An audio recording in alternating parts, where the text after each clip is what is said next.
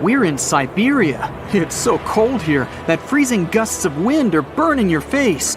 All that white snow seems to be blinding you. This place resembles Antarctica because of the permafrost. Recently, a group of scientists researched one of the local rivers. With the help of a drilling rig, they extracted several samples of frozen soil. The scientists were shocked to find living creatures inside the ice. Later in the laboratory, they realized that the creatures were microscopic multi-celled organisms known as deloid rotifers. These creatures looked like little worms. Scientists knew that these worms could live in frozen conditions for up to 10 years. But the age of the rotifers found in the ice was about 24,000 years. And after defrosting, they began to reproduce, as if they had been sleeping for several hours, not thousands of years. Further analysis showed that these organisms could stay frozen for hundreds of thousands of years. The rotifers might have lived during the time when people didn't invent the wheel yet. And this isn't their only superpower. Deloid rotifers are among the most radioactively resistant animals on Earth. They can survive in places where there's no oxygen and water. They can also stay alive in areas with high acidity and can live without food and water for a long time. By the way, these are not the only creatures that are known for living for thousands of years. Particular types of moss and some microorganisms are also almost immortal. Nematodes, also called roundworms, are some of the most adaptive varieties of worms in the world. Imagine the Eiffel Tower standing tall and proud. And now, let's make it 10 times higher and place it underground.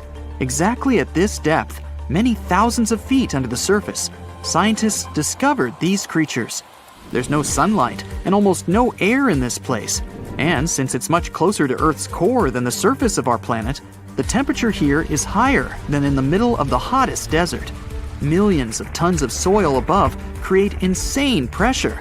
But all this couldn't prevent life from developing here.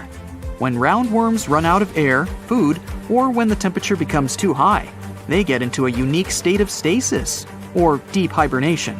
In this mode, the worm's metabolism slows down, and almost all the processes in their bodies stop. The creatures can sleep for a very long time and only wake up when the environment becomes more livable.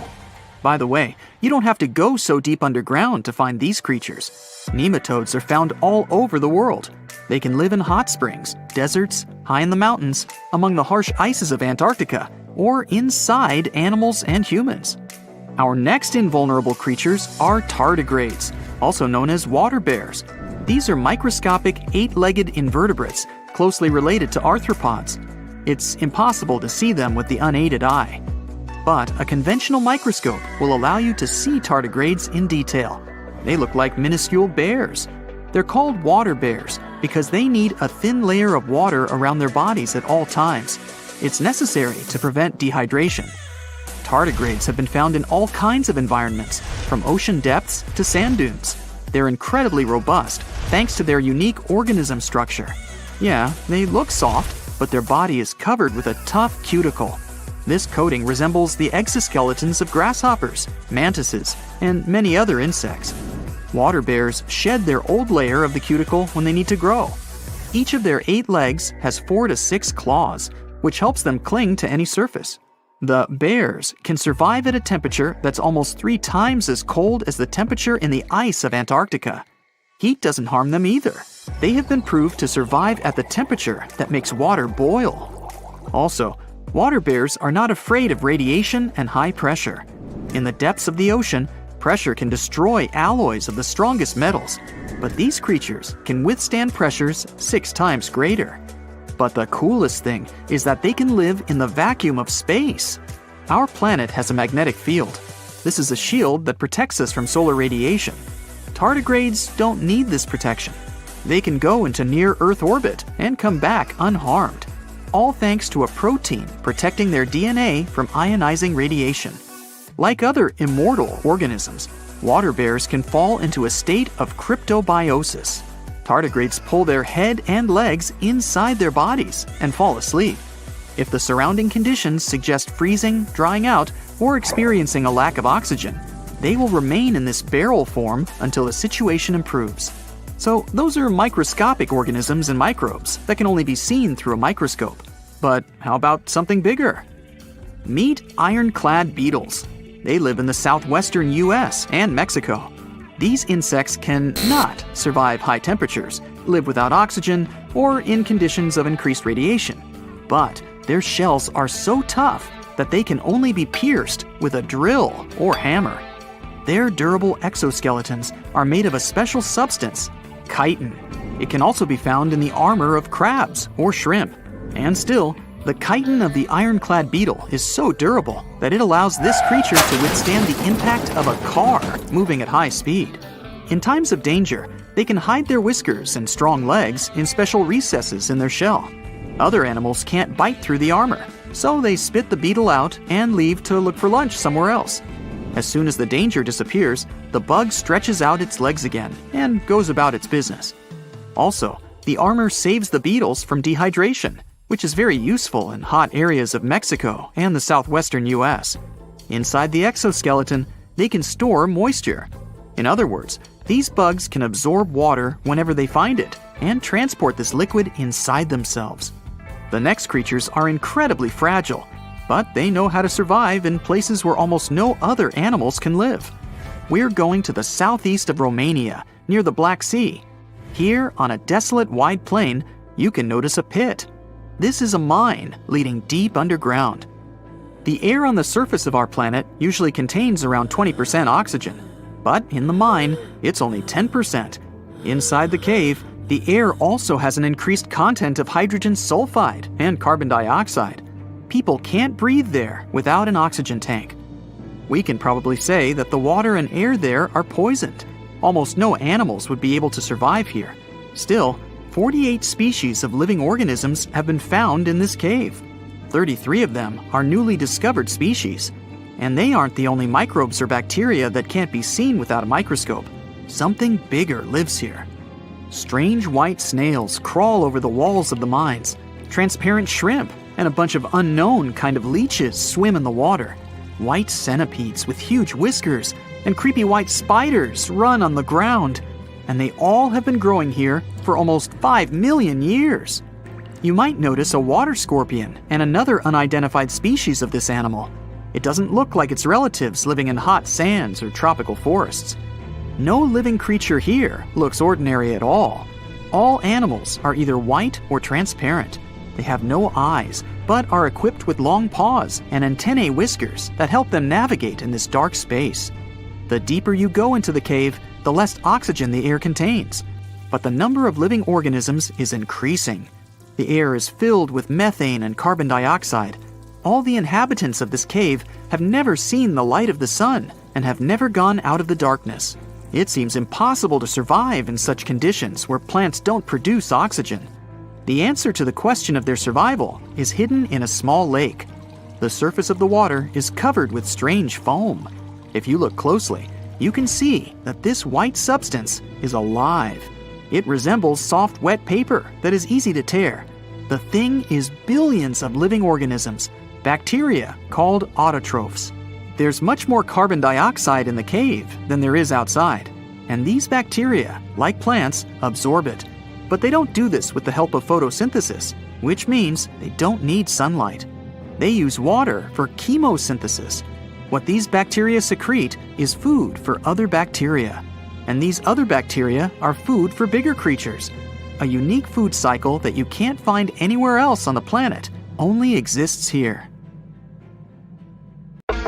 In a frosty Canadian park, hidden deep beneath layers of thick ice, scientists discovered a bizarre skeleton they named the Frozen Dragon. The skeleton had been in the frozen ice for millions of years. It took experts decades to work out the species of this strange fossil. It was identified as a new genus of pterosaur. Pterosaurs were massive flying reptiles with wingspans of over 16 feet. Their heads were 3.5 times the size of their bodies. Pterosaurs lived 76 million years ago when they soared above the dinosaurs. Scientists described them as the biggest, meanest, and most bizarre animals that ever flew. The new genus has been named Cryodragon boreas, which translates to Frozen Dragon of the North Winds. In 2013, a young mountaineer was climbing one of the tallest mountains in Western Europe, Mont Blanc. He noticed a strange metal box poking out of the snow. The mountaineer pried the box open and found that it was filled with precious rubies, emeralds, and sapphires. The climber immediately handed the box to the authorities. It was discovered that the box likely belonged to a passenger on one of 2 flights from India that crashed into the mountain over 50 years ago. The box was valued to be worth over $200,000, and authorities are still searching for the heir to the small box of treasures. In northwest Siberia in 2007, a reindeer herder was on an outing with his sons when he noticed something strange in the ice. The man realized it was a frozen mammoth calf and immediately contacted the local museum. The calf was named Luba and was the best preserved mammoth mummy in the world at the time of its discovery. Luba had been in the ice for 41,800 years and is around 30 to 35 days old. From trunk to tail, the mammoth calf is roughly the same size as a large calf. If you're interested in seeing for yourself, Luba travels to museums all around the world. On the frozen continent of Antarctica, covered in layers of ice and snow, is Mount Erebus, the frozen volcano. The volcano was discovered in the middle of an eruption in 1841 by explorers on an Arctic expedition. The volcano is over 12,000 feet tall and has been active for the last 1.3 million years. Deep within the middle of the volcano is a huge crater filled with large volumes of molten lava. The volcano has occasional explosions, which means it's classified as being in continuing eruption. However, these eruptions are nothing to worry about because they're generally rather small. Back in 1991, 2 hikers were traveling across the Italian Alps when they stumbled across a body that they presumed to belong to a recently lost hiker. The duo trudged back down the mountain to report their unfortunate findings. Once the remains were recovered, it was clear that the body was not recent at all. Scientists determined that the Iceman was more than 5,000 years old and named him Otzi. The discovery was unlike anything scientists had ever before seen because the body was so well preserved. For years, Otzi was studied by scientists who discovered that our ancestors have a lot more in common with us than we ever knew before. Otzi was covered in ink body art. Research done on the contents of his stomach revealed that his last meal was dry cured meat, similar to the bacon we eat today. Otzi has at least 19 relatives living today, somewhere in Central Europe. Scientists were researching ancient squirrel burrows in Siberia when they came across something interesting. One of the squirrels had hidden away precious seeds deep beneath the ground. The seeds had been encased in ice for 32,000 years. The seeds were for the flower Silene stenophilia, which had long since gone extinct. Amazingly, scientists were able to recover plant tissue from inside the seeds and grow an entire crop of flowers. They've since reintroduced the previously extinct flower to natural habitats all across the world. In 1930, a team of Norwegian scientists sailed around the Arctic Ocean, conducting research on the seas and glaciers. They reached White Island, a dangerous and icy land no human had set foot on before, or so they thought. The scientists were shocked to discover the tip of a small boat sticking out of the snow. Frozen inside the boat, they found scientific equipment and various personal items, including a jacket monogrammed S.A. Andre. They had discovered the wreck of the famous Andre Arctic balloon expedition. In 1897, Swedish explorers, led by Andre, attempted to travel to the North Pole by hydrogen balloon. No one had ever heard from them ever again. People only found out what happened to them when the wreck was discovered 33 years later. It turns out that the balloon had crashed on White Island only 2 days after departing from Sweden. The explorers traveled along the island on a small makeshift boat, but were unable to make it any further. The best preserved woolly mammoth ever found was discovered in an area of permafrost in Siberia in 2010. Scientists named the frozen mammoth Yucca, after the small village near where it was found. Yucca had been frozen for 39,000 years and is thought to have been around 6 to 8 years old. Because Yucca is so well preserved, it has been studied for years and provided new information about mammoths.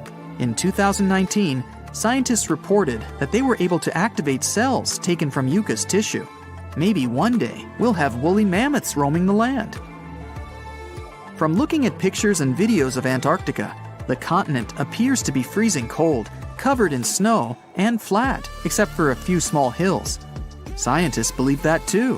When studying the Gomburtsev Mountains in the early 2000s, they were shocked to discover that the small rocky hills were actually the peak of a gigantic mountain formation under a mile of snow. Using radar technology, researchers worked out that the mountains are really around 10,000 feet tall and sprawl across 750 miles. This is around the same size as the European Alps, except hidden under tons of ice and snow. At a gold mine in Siberia, a businessman was examining a nearby river when he noticed something interesting in the frost.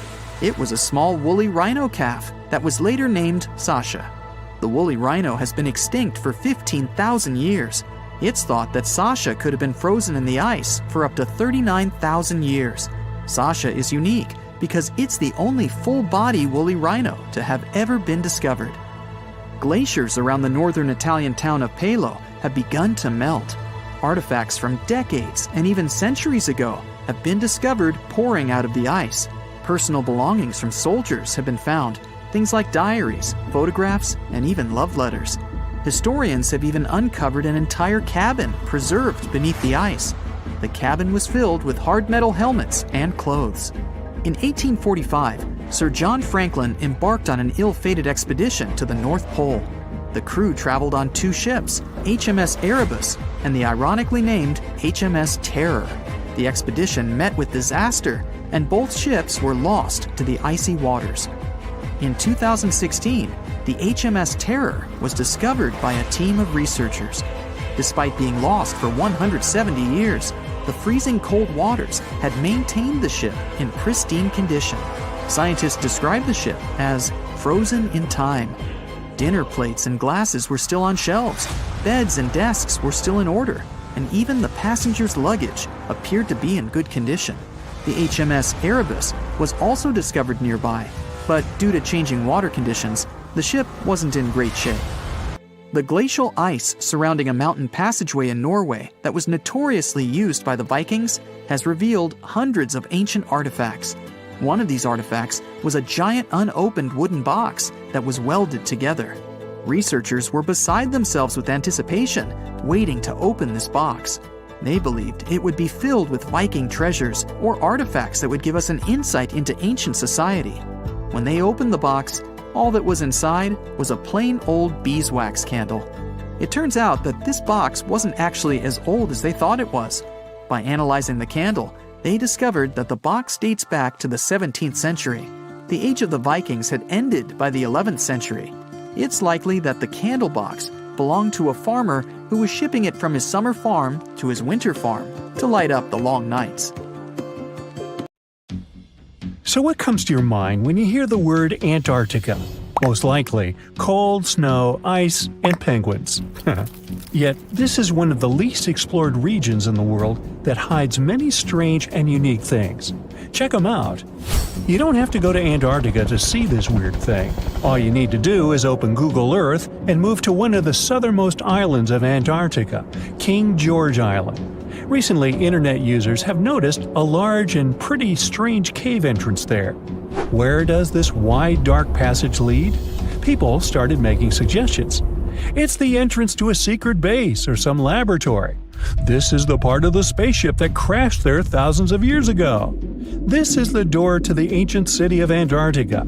Perhaps there's a giant rock mountain with an ancient cave beneath all this snow and ice. Well, there's some ideas. Users have calculated the approximate dimensions of this cave. It might be about 74 feet high and 250 feet wide. You could hide a Boeing passenger jet in there. Nature probably created this entrance. This is a logical explanation, but there are two strange factors. First, take a look at the foot of the mountain. It seems that there are steps there. They're dark in color, as if they're made of stone. And if you look closely, you can notice something similar to human footprints. Has anyone entered this cave? Or maybe someone is still living there now. The second oddity is the disappearance of the mysterious finding.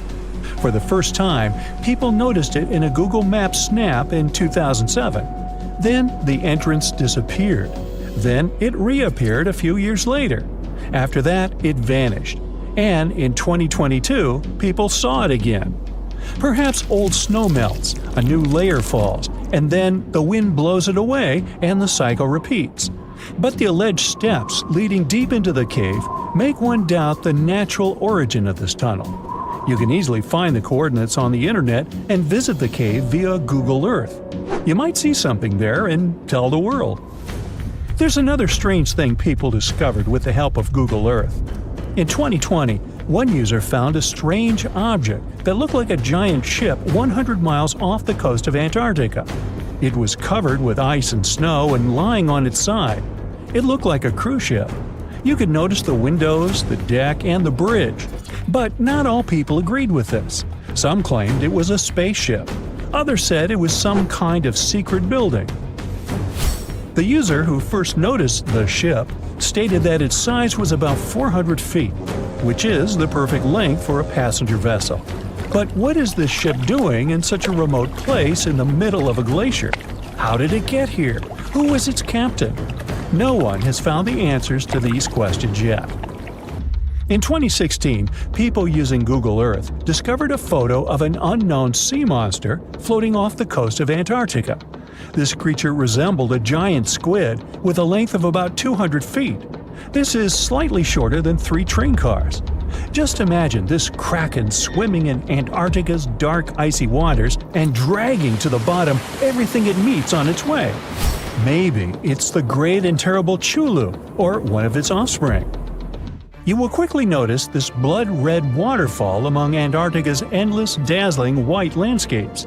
Don't worry, it's not blood. For many centuries, the waterfall has been painting snow in a bright red color. The stream flows straight out of a white iceberg.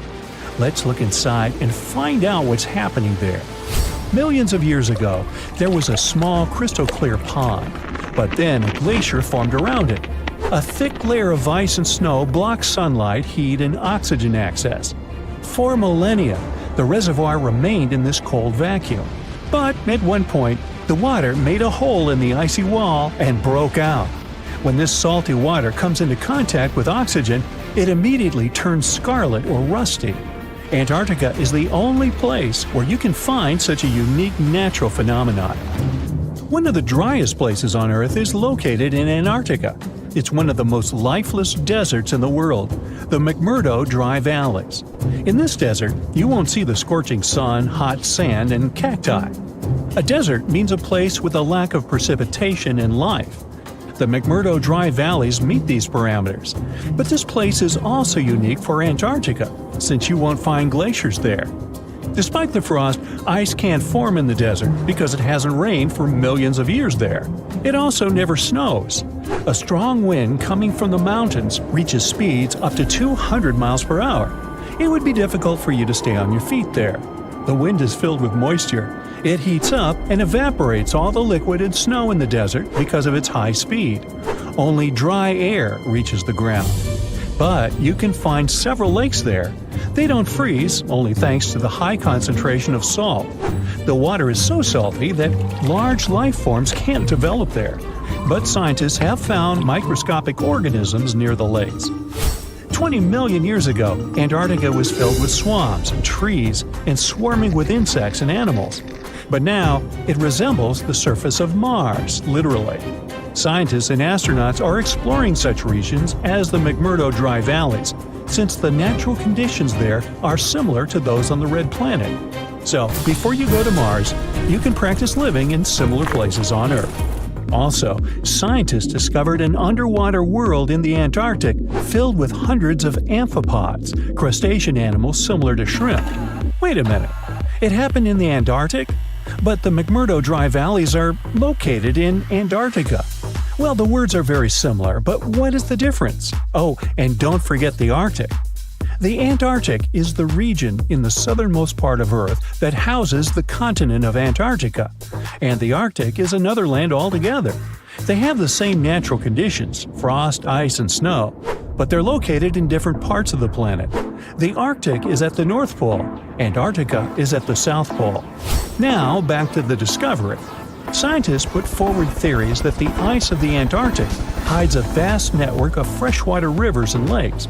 And in 2022, they found a new ecosystem.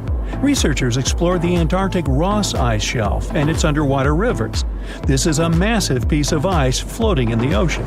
A team from New Zealand used a special drilling rig equipped with a hot water supply to drill a hole 1,640 feet deep.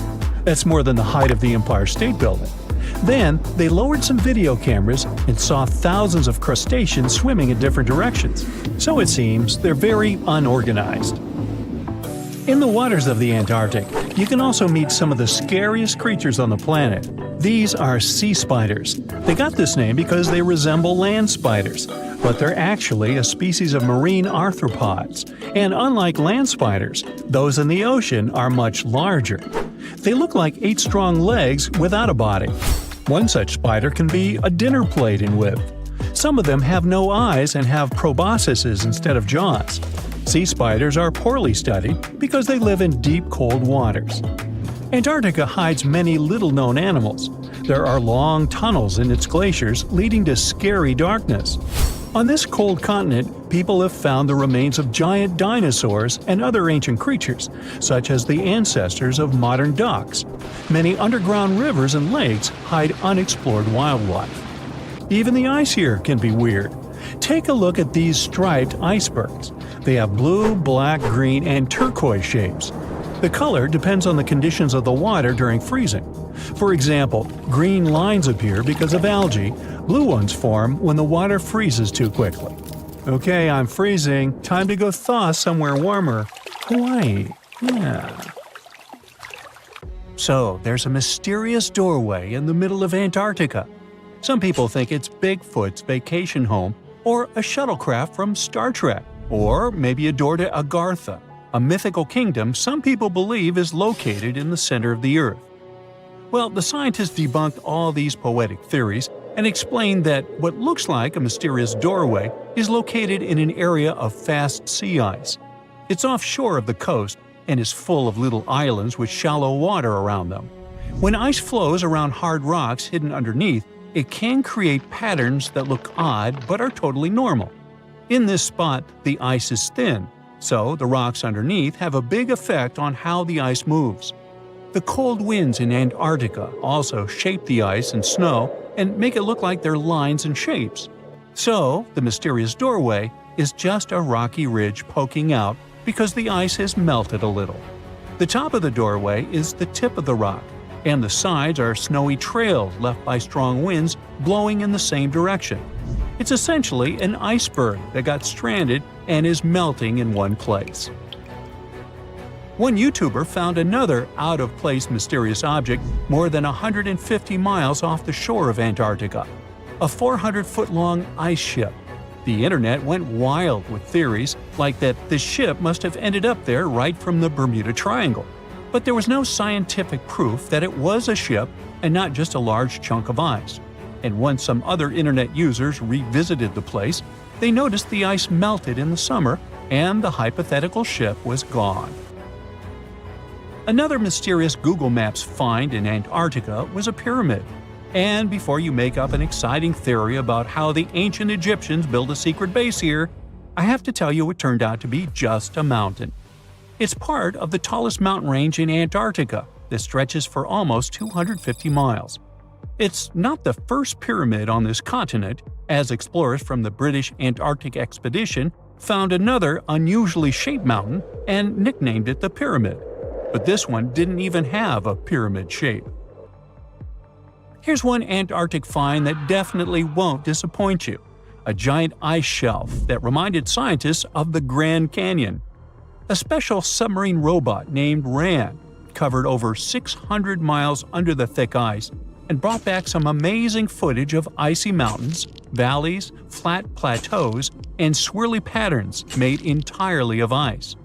One of the strangest things RAN found was giant bowl-shaped holes, or scoops, in the ice. Sadly, scientists lost track of the robot. They think that curious Wendell seals may have accidentally bumped into RAN and caused it to get stuck. To save energy, RAN probably shut itself down, and the scientists couldn't find it again. But the team is hoping to build a new robot and continue exploring this icy canyon to see how the patterns under the ice might change over the years. Another huge Antarctic canyon was found thanks to bad weather. A team of sound experts had to pause their work at the Casey Research Station in a storm. Instead of waiting around, they decided to use the unexpected free time to map the seafloor near Adams Glacier. And that's how they found a canyon that is almost 7,000 feet deep, almost 30,000 feet wide, and stretches over 28 miles away from the glacier. During the mapping, they discovered just part of the canyon before they had to go back to the research station. But when bad weather came in again, the ship went back and mapped more of the canyon. They were working in waves up to 13 feet high and super powerful winds, but they managed to get about 15 hours of data to complete their map.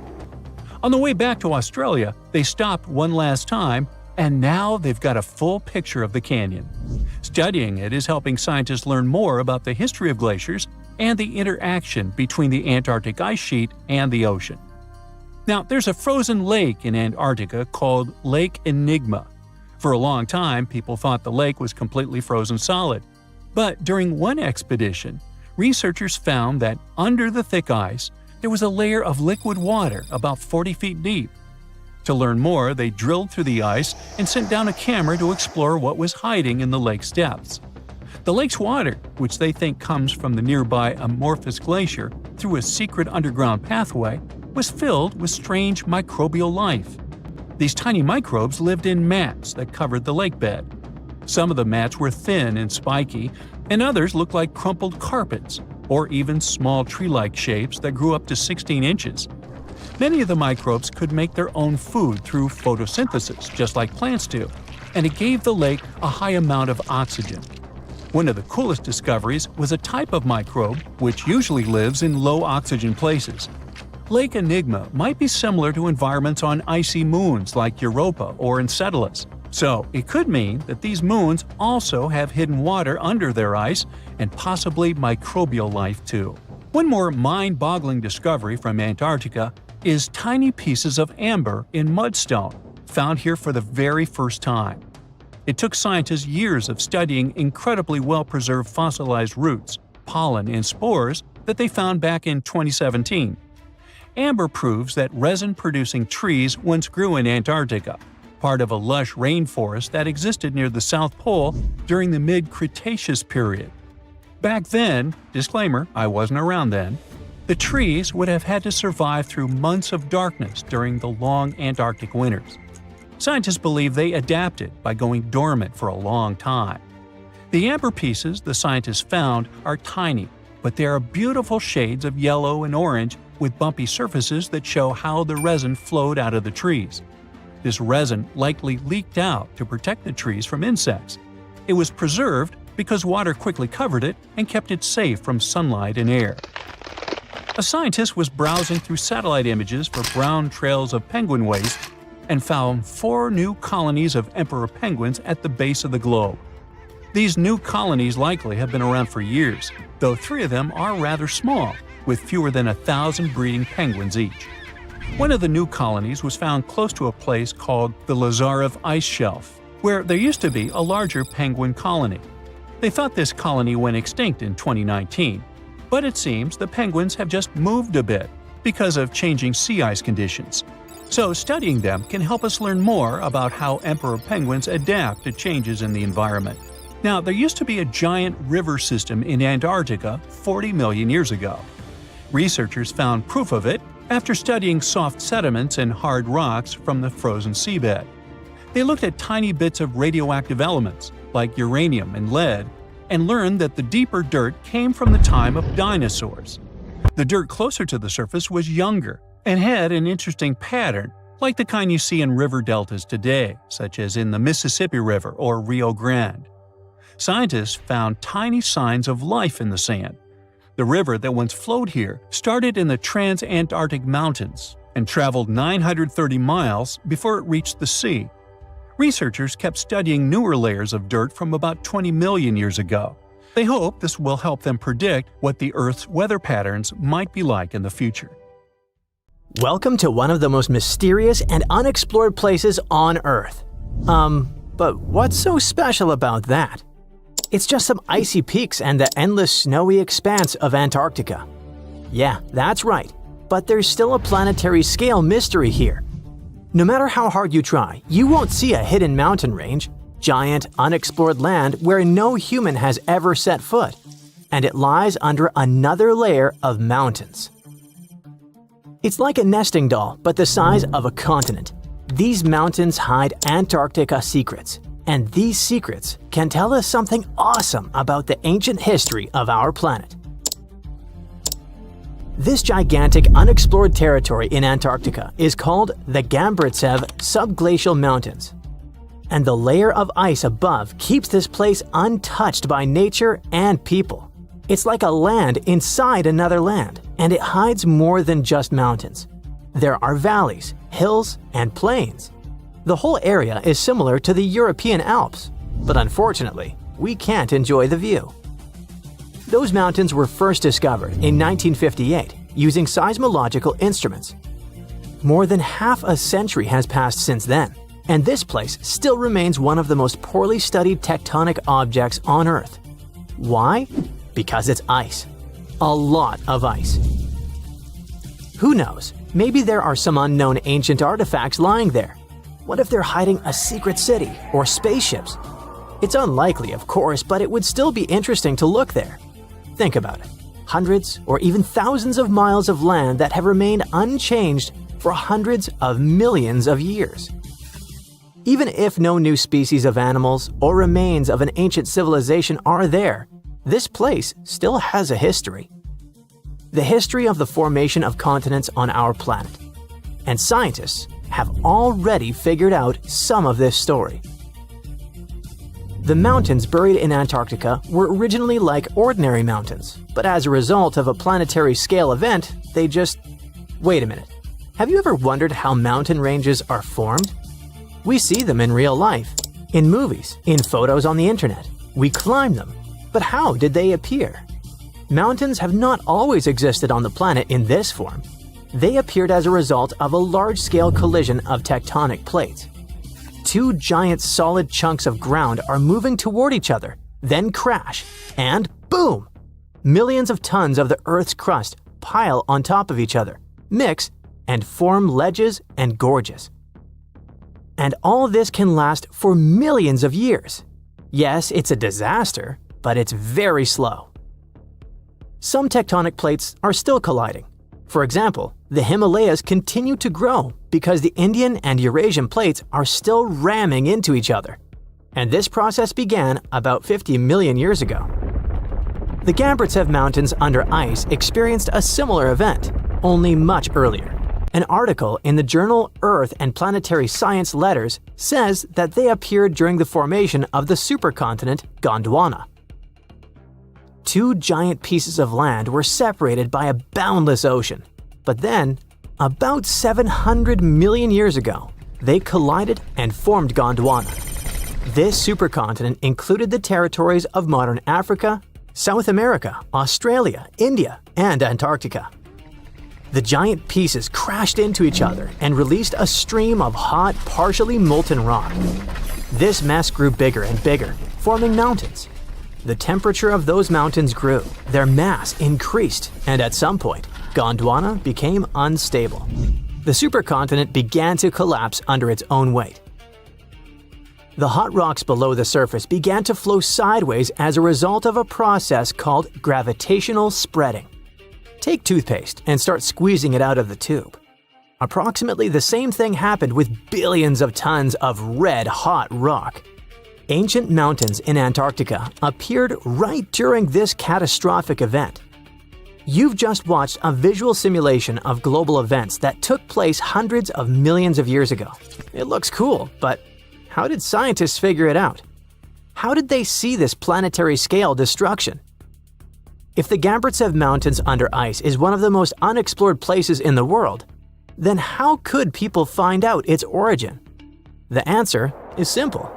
Tiny particles of rock have told us about the changing landscape of the planet.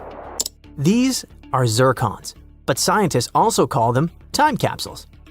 This mineral is very handy and resistant to mechanical and chemical influences.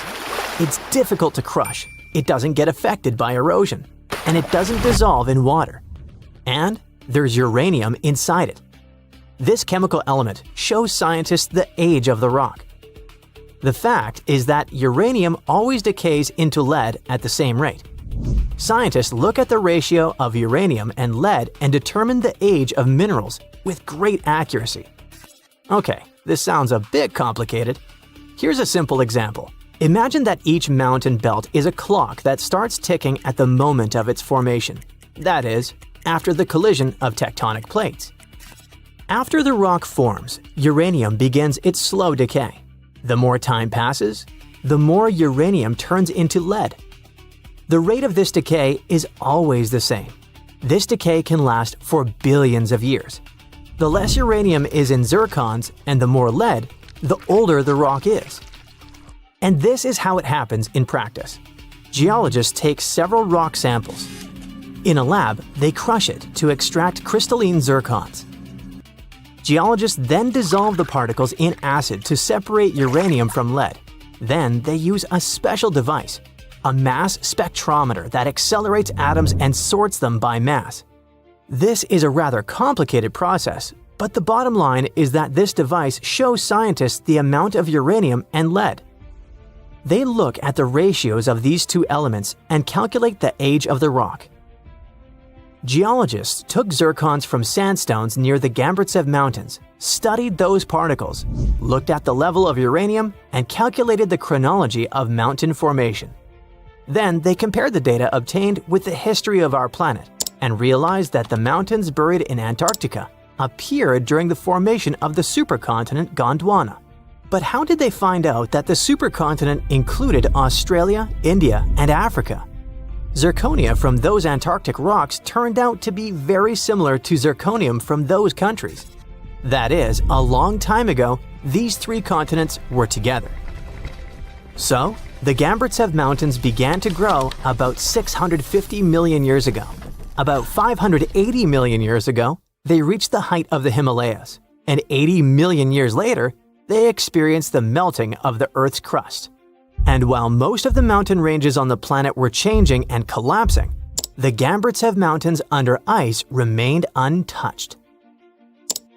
Water, soil, wind, earthquakes, gravity, and other natural forces destroy mountain belts. This process is called erosion. But mountains buried in Antarctica haven't experienced anything like this. The cold temperature and the ice sheet around them kept this range unchanged. It's one of the best preserved ancient mountain belts on the planet. Okay, but why do we need to explore these mountains? What difference does it make that the supercontinent Gondwana collapsed in the past? It's possible that plants, frozen bodies of insects, or ancient bacteria have remained preserved under thick layers of ice. What about ancient animals? Many species could have lived on Gondwana. Studying ancient mountains in Antarctica can show us what the planet looked like about 500 million years ago. When Antarctica was a green continent, what lived on it? What happened to this life? Is it possible to revive those ancient creatures after so many years? If scientists were able to calculate the date of the supercontinent's appearance using tiny particles, then imagine what they could find after examining this hidden mountain range. It all sounds very interesting. But there's one problem. To take a small piece of this unknown world, you need to drill through a lot of ice. You need to deliver heavy equipment to one of the most inaccessible continents in the world, build stations, obtain an energy source, and conduct large-scale research. It sounds incredibly expensive, so this hidden territory will probably remain a mystery for a long time. Let's just hope that some billionaire will want to find out Antarctica's secrets and arrange a large-scale expedition there. Scientists have finally solved the Loch Ness Monster mystery. Here's the spoiler, you ready? It's not a real monster. It's probably a dinosaur that survived through the ages, or just a bunch of debris floating on the water. Thanks to many findings on the Loch Ness creature, we have proof of another story to tell you. It was 1933 when a man named George Spicer and his wife were driving along the shores of Loch Ness. That's when they saw something massive with a long neck moving across the road. It looked like a creature straight out of the prehistoric era, a dinosaur-like beast unlike anything they'd ever seen. That was the moment that Loch Ness Monster theories started spreading around like wildfire. One of the most famous Loch Ness Monster sightings came just a year later, in 1934, when a man took a photograph that became the most well-known image of Nessie. That's the nickname she was given. She? Anyways, the photo, known as the surgeon's photograph, showed a long-necked creature rising out of the water, and for years it convinced people that the monster was real. But years later, the truth came out. One of the men who helped take the photo confessed it was all a hoax. The photo had been staged after all. When the photo was published, it had been significantly cropped. This made the animal in the picture look much bigger than in real life, fueling the theories that the Loch Ness Monster did in fact exist.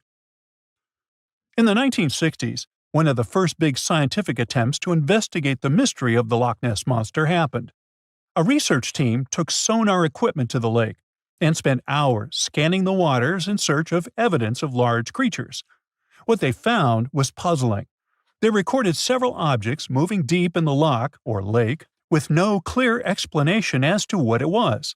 Though the team didn't manage to capture anything definitive, this sighting helped fuel the belief that there was indeed something massive living in Loch Ness.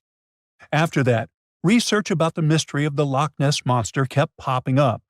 In 1972, with the help of underwater photography, some researchers managed to capture strange images, which got people's hopes up for a minute. But the truth is, this early research about the Loch Ness Monster was far from conclusive. Now, of course, not everyone bought into the mystical, magical theories about the Loch Ness Monster. Theory 1, from a professor of zoology at Oxford University, has made it clear that the monster is a biological impossibility. Hey, my pediatrician said that about me, too. Meanwhile, he says that no skeletal remains have ever been found in the region. Plus, no fishermen have ever caught anything resembling the creature in their fishing nets.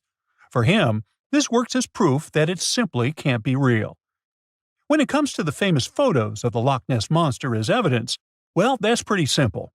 The professor offers a more down-to-earth explanation. He argues that these images are either showing floating debris or birds, like cormorants, which have long necks and often appear to be low in the water. When people refute his suggestion, he takes us back to human psychology and explains that people often make mistakes and misjudge the size of things, especially when they just caught a glimpse of it, and even more so when they are hoping to see something specific.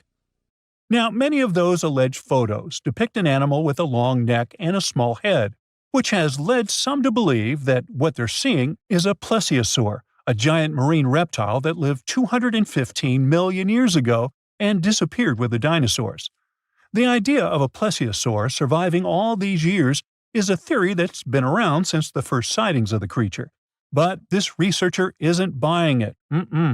He explains that no plesiosaur fossils have been found in the region dating to anything later than 66 million years ago. The idea of a prehistoric creature still lurking in the waters of Loch Ness just doesn't hold up scientifically. Then there's theory number 2, from a British naturalist who has spent over 50 years investigating the Loch Ness Monster phenomenon. His conclusion is a little less dramatic. He believes that most people who report sightings of long-necked creatures are misidentifying other animals. He suggests people think they are seeing a sea serpent. Reports of sightings from the Loch Ness Monster have been around since the 6th century CE, long before they were distilling Scotch whiskey or other explanations. Early reports of these sea serpents describe large creatures with long snake-like bodies and multiple humps. Some say the creatures were as big as boats, and many swore they saw something swimming in the waters. Many of these early sea serpent sightings may have been misunderstandings or exaggerations of normal animals in the loch, like large fish or even swimming birds. They could have been large eels, which are known to live in Loch Ness. These eels, especially when they're moving, might have given the impression of a long, undulating creature in the water. People who saw these eels from a distance, particularly in low light or misty conditions, might have mistaken them for something much more mysterious. Theory number 3 says something else. Nessie is just a series of standing waves. These happen when two boat wakes move in opposite directions, creating a big hump in the water that could look like a creature from a distance.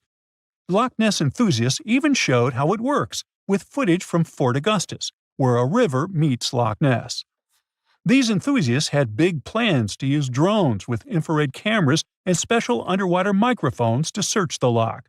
Now, Loch Ness is massive, stretching around 23 miles long and more than 700 feet deep.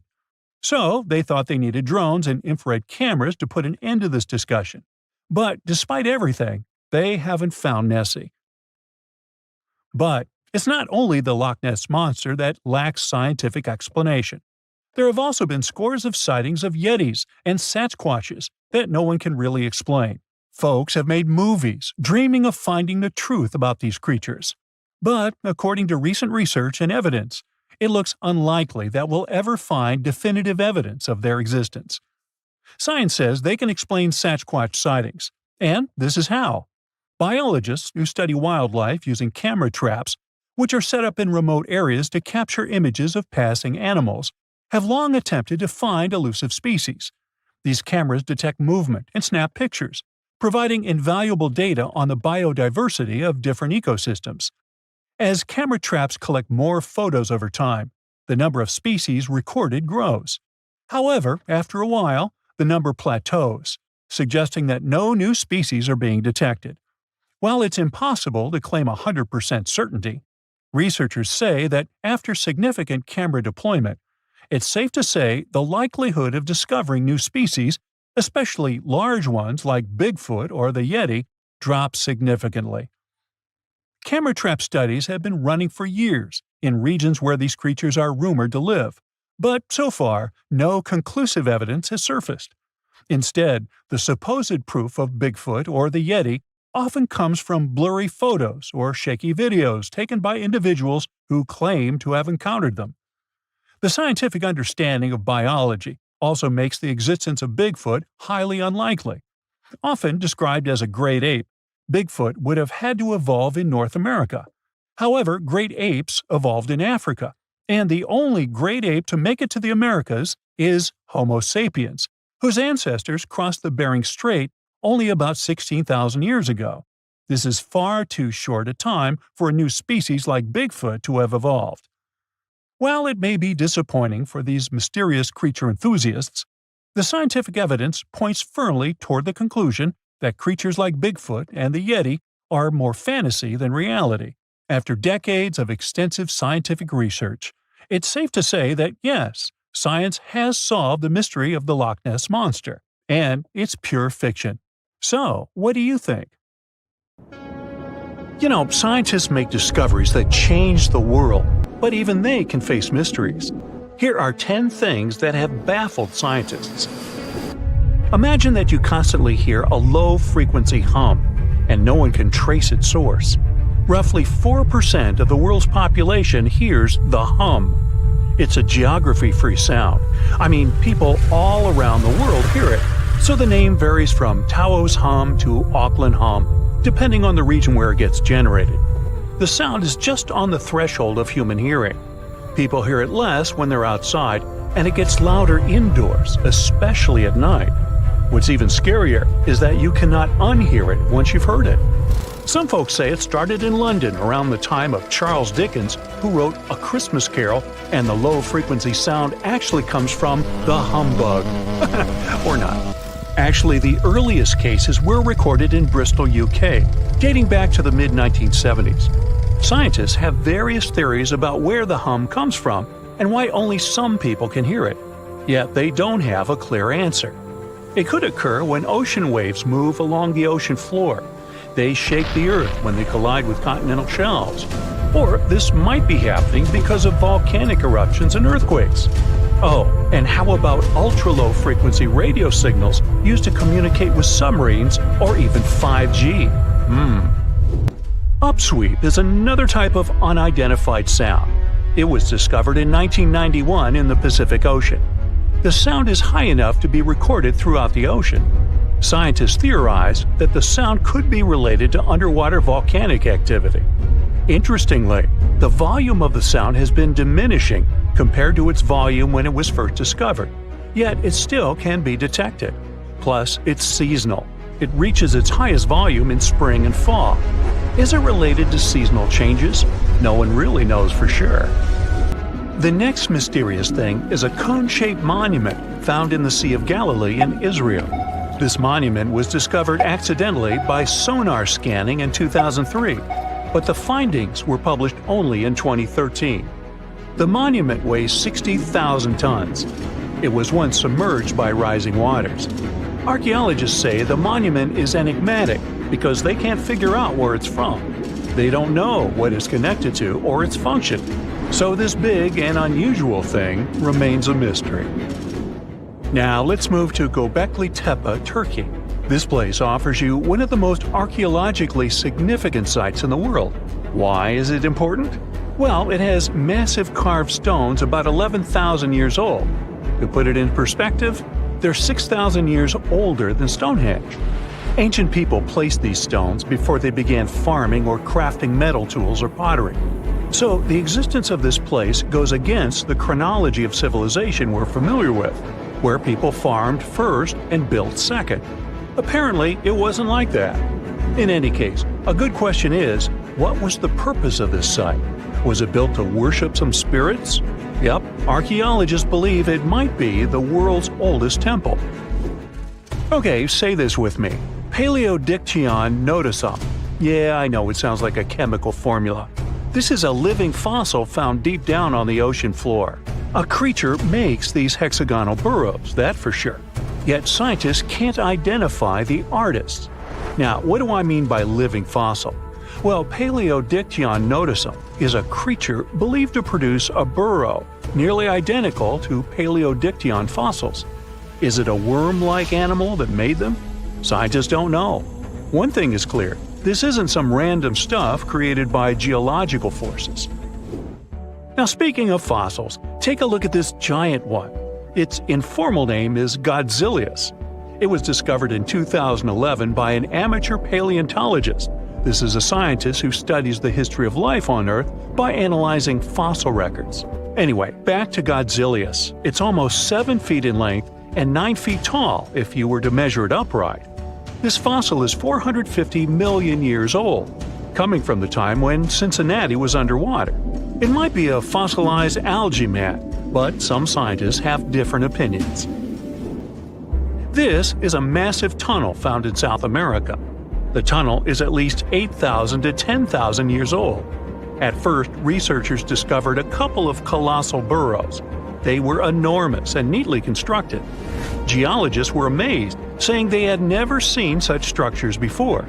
There's no known geologic process to explain their formation. I mean, researchers have known about the burrows since the 1930s, but back then they believed that these tunnels were just some sort of archaeological construction, until they discovered huge claw marks on the walls and ceiling. They reasoned that some extinct species could be the ones to have left these marks. Many geologists strongly believe they found the burrows of giant ground sloths and armadillos. The structure is the largest known burrow from the Paleolithic age in the Amazon. Yet experts have many questions. How come such a deliberate-looking structure could form naturally? A researcher then discovered another strange cave. This one was hundreds of miles away from the massive tunnel. Fast forward, there are now more than 1,500 burrows from the Paleolithic age found in Brazil. What's even more interesting is that some of these caves are connected to tunnels that sometimes lead to chambers. I'll continue with a natural phenomenon. What if I told you that every year, especially in October, fireballs appear on the Mekong River in Thailand? According to legends, Naga fireballs are a call for Buddha to return to Earth, and river serpents are the ones making these calls. Well, that's a myth, but what does science say about it? Is it related to a flammable gas? There are no clear answers yet. These fireballs appear to rise from the water. They can go as high as almost 990 feet. They're like fireworks, disappearing rapidly. They typically glow with a reddish or orange color. I'll mention some legends too, because why not? They're thrilling. And it would be a shame not to include the one about the lost city of Atlantis. As you may know, the legend says that Atlantis submerged into the ocean around 11,000 years ago. Since then, not just scientists, but also treasure hunters and philosophers have been searching for the lost world. Could Bimini Road be a trace? In 1968, a diver found strange stones off the coast of North Bimini Island in the Bahamas. The stones look human-made. It's like they were evenly spaced out and laid in an orderly row. It baffled scientists, but not for long. Carbon dating analysis of the blocks revealed that geological forces created the road naturally. There weren't any tool marks or signs indicating that the blocks had been stacked or something.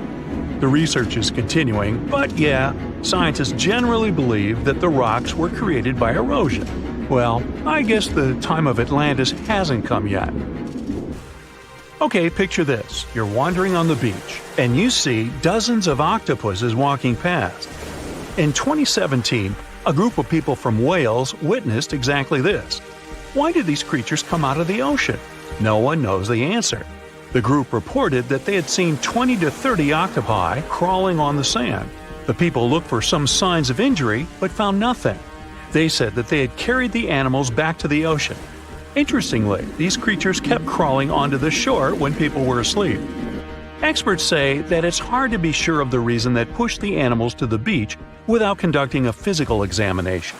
They're still speculating about the reason behind this unusual and rare occurrence. Could it be overcrowding? Furthermore, the octopi were well armed. A separate study points out that the more fishers hunt large animals that feed on octopuses, the more the octopus population grows. Maybe that's why these creatures have to go farther to find food or shelter. But without proper research, these are only theories. There's a lot we don't know about space, too. So here's a bonus fact about the yellowish source of life in the solar system. Scientists have discovered a new type of wave inside the sun. These waves move in the opposite direction to the sun's rotation. Plus, they move super fast. So fast that it's beyond our understanding. Researchers have different theories about the function of the waves. If they figure out their role, this could give them additional insight into the processes happening inside the sun. And yes, the octopi were well armed. In July 1990, 4 Czech guys decided to go on an adventure to find the Mongolian death worm, a creature that might have inspired the monster you've seen in the movie Dune. They say it lives somewhere deep in the Gobi Desert. So they flew to Mongolia, hopped into an ATV, and hired some local guides to help them.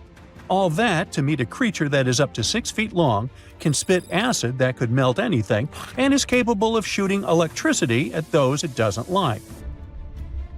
Legend says that these friendly guys spend most of their days hiding underneath the sandy dunes, but they'd like to come out during the wetter months of June and July.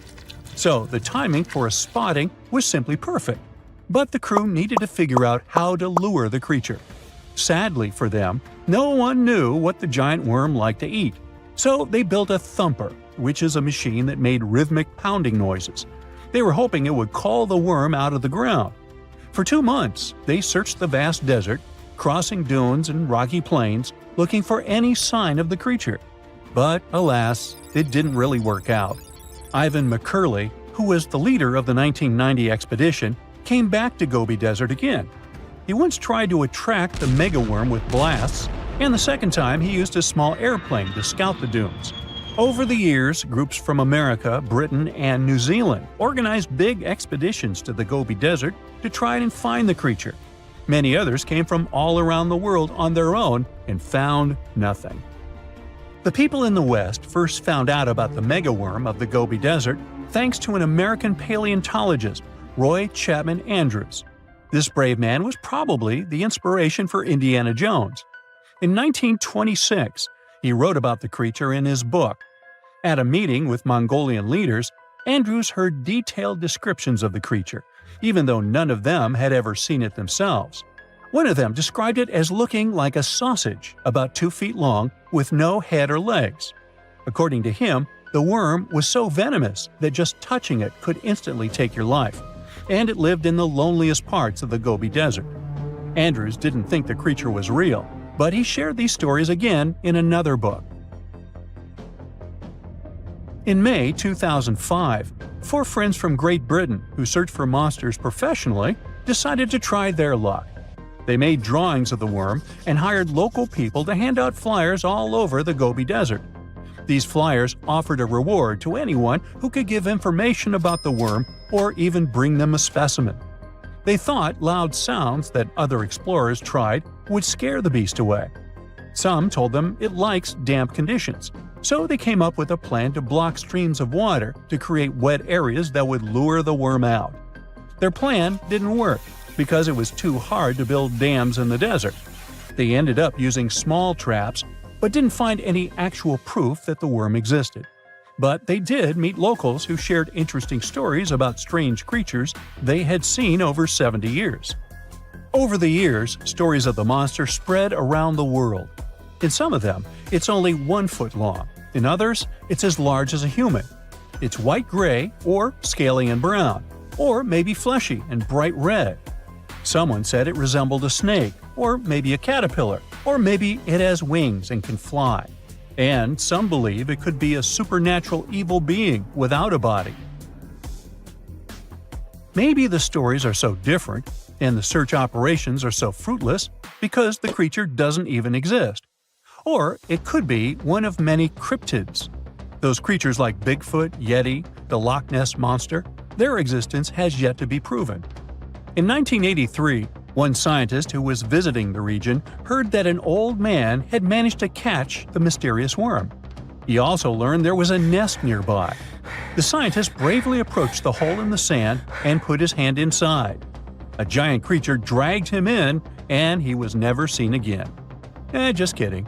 He actually found a Tartar sand boa inside.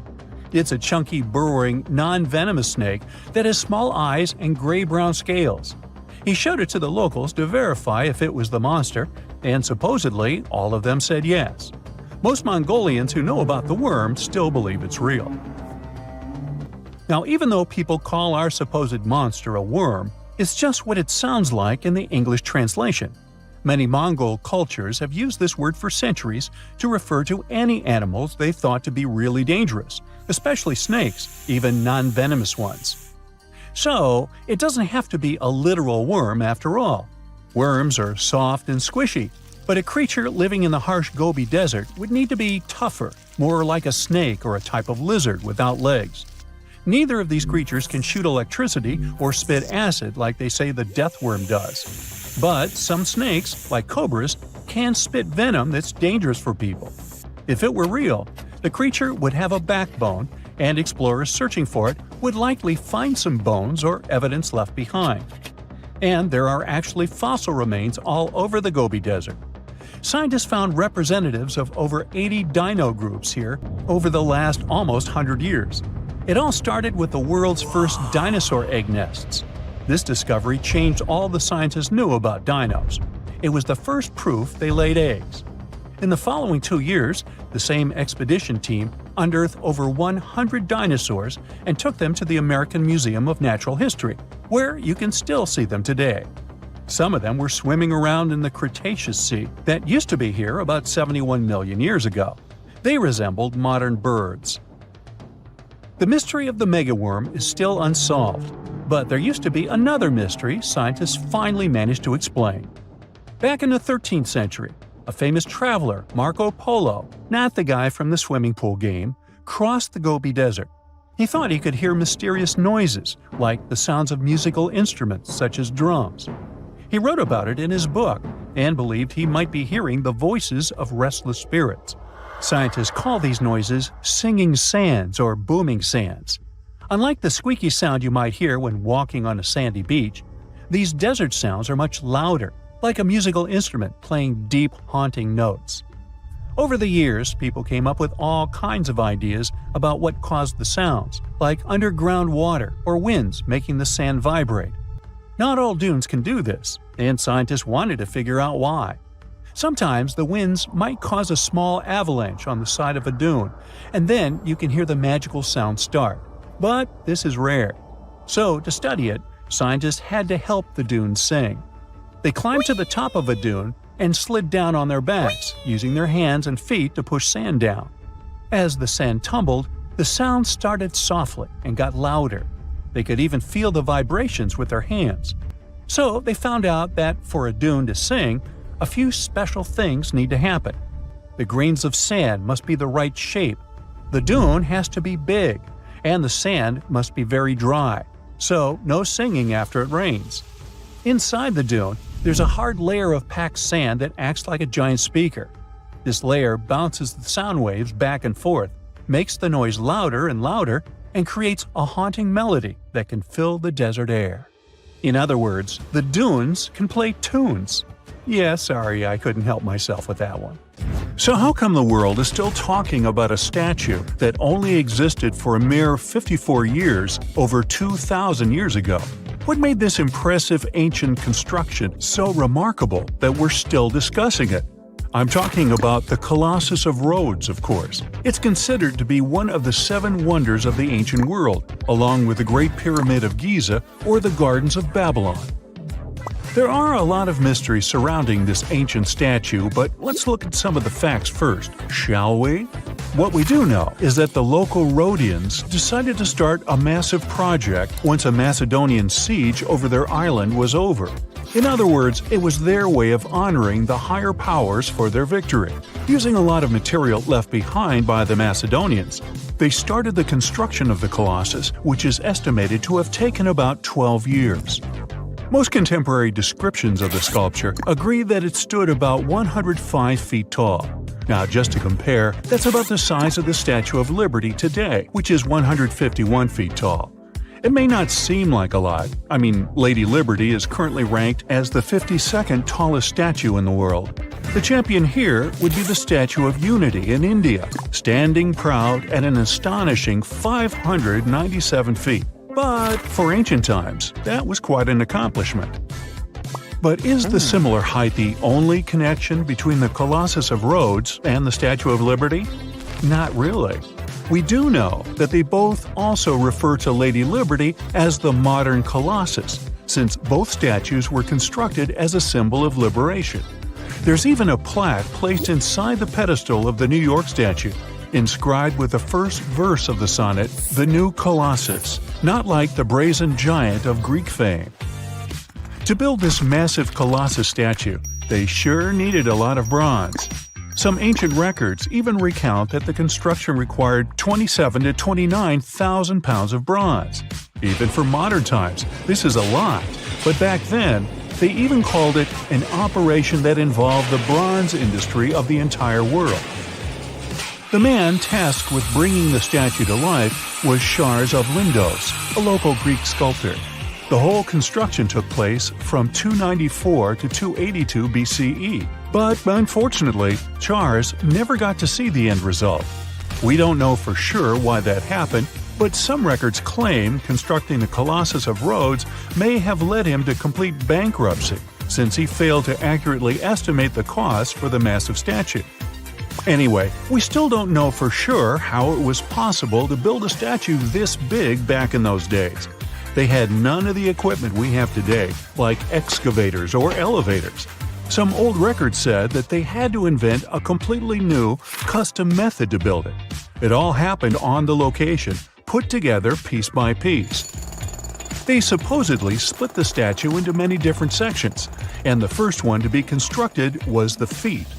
Once each section was done, huge mounds of earth were placed around it, so they could continue working on the next section above. However, these records were made more than 100 years after the Colossus was finished, so there's little we can say about the accuracy of this information. In all those 12 years, the local Greeks worked around the clock to build the Colossus of Rhodes.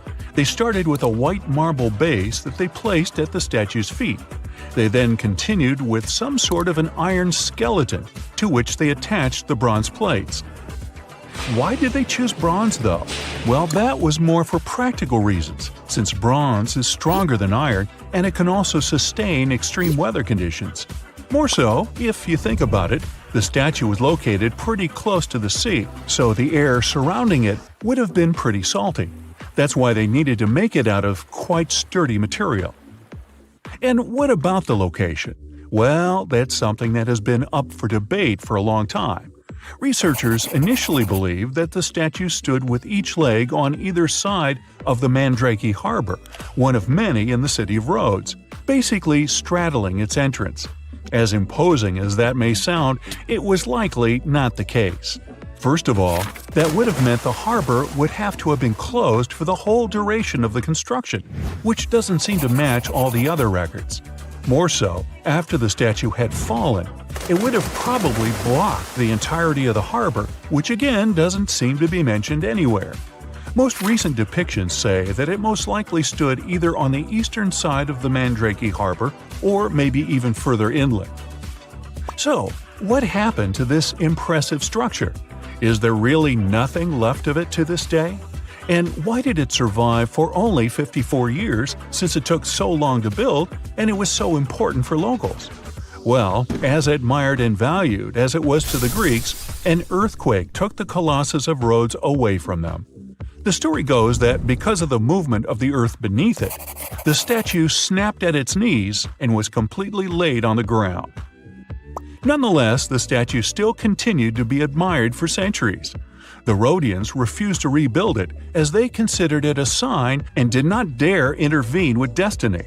By the middle of the 7th century, they had taken away what was left of the statue completely. Legend says it took about 900 camels to carry all the bronze away from the location. And what about the looks of the statue? This is also one aspect that is still shrouded in mystery. Even though it was a symbol of the locals' pride in maintaining their independence, they did not use the depiction of the statue for any of the coins they made, even though that was kind of customary. Other art historians do think, however, that the Colossus was similar to other depictions of the same mythological creature, a male figure that had rays of light rising from its head. The position of its hands is also still up for debate. Some say it might have even been holding a torch. We don't know if his hands were pointed straight down or whether the right arm was raised, like in similar representations in Greek mythology. The original might not be here for us to admire anymore, but there are some plans out there to rebuild it. A group of European architects intends to build a 21st century version of the ancient statue. This new construction is planned to stretch 500 feet tall. It should serve as a cultural center combined with a lighthouse. To make sure it won't have the same destiny as its ancient ancestor, these designers intend to use a lot of technology available today. Firstly, they plan to cover the whole exterior of the modern Colossus with solar panels so that the enormous building has enough electricity. They also intend to use modern resources to make sure earthquakes and wind forces won't affect the massive structure yet again. To do that, they plan to build the statue as a tripod structure, made from its 2 legs and a third pillar of support, constructed from the sash draped over the statue's arm and touching the ground. They also plan to place heavy steel support around the base for counterbalance. They even thought of a suspension system that would permit the statue to rock back and forth, making it a bit more flexible and able to resist all the various weather conditions. The manufacturer's suggested retail price on this project is quite high though, estimated at around $283 million. Supporters of the modern Colossus are optimistic as they are certain they can raise that impressive amount of cash through crowdfunding and private investments. 40,000 years ago, someone scratched a few tiny lines and dots onto a piece of bone, and that little mark might be the oldest hard drive humanity ever created. Scientists now believe those Ice Age people weren't just doodling, but recording real information, structured, organized, repeatable data. And this discovery completely shifts the timeline of human intelligence. For decades, archaeologists kept finding strange symbols carved into Stone Age tools and sculptures. Those were simple shapes like crosses, dots, short lines, and tiny notches cut into bone or ivory. Explorers kept finding them in caves across Europe, including Germany, France, and Spain. They showed up on carved animal figurines, tools, and ornaments. Archaeologists dated them to be about 34,000 to 45,000 years old. That means people created these symbols during the Ice Age, when glaciers covered huge chunks of the planet, and mammoths still wandered the plains. For a long time, researchers believed these signs meant nothing in particular, maybe decorations, maybe tribal art. But a new computational study led by a linguist and an archaeologist showed it was more about data than decoration. The team analyzed more than 3,000 individual symbols carved into around 260 artifacts. They studied every mark and fed them into statistical models, the same type of mathematics researchers use to study language patterns or train artificial intelligence. The goal wasn't to translate the signs yet. Nobody knows exactly what they mean. Instead, the scientists looked at something called information density, which means how much meaningful data you can store in a sequence of symbols. When the researchers ran the numbers, they saw that the symbol sequences had almost the same information density as Proto-Cuneiform. That's the earliest writing system known from ancient Mesopotamia around 3000 BCE. It was roughly 40,000 years later. So, some signs in these Ice Age carvings repeat again and again in predictable ways: cross, cross, cross, line, line, dot.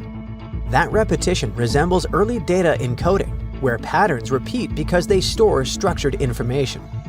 The researchers also analyzed the entropy of the coded messages. Entropy measures how unpredictable a sequence is. High entropy means lots of possible combinations, like a complex password. Low entropy means predictable repetition, and it looks like the Ice Age symbol systems have entropy levels very close to early Proto-Cuneiform tablets.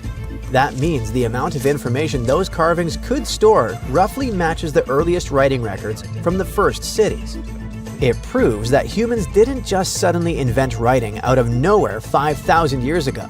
Instead, humans spent tens of thousands of years experimenting with symbolic encoding systems and gradually increased their complexity until true writing was finally invented.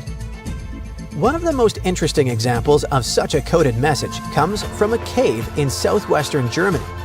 Archaeologists discovered a tiny mammoth figurine carved from mammoth tusk ivory, small enough to fit in your palm. There's a neat row of engraved crosses and dots running along its surface. Another object, called the adorant, is a thin ivory plate. Found in a different German cave, has a strange mythical creature that looks part human, part lion on it. The figure stretches upward like it's worshipping something, and across its body, someone carved rows of tiny dots and notches with careful spacing. Then there's the famous lion-human sculpture. If you look at the arm closely, you can see evenly spaced cuts along the limb.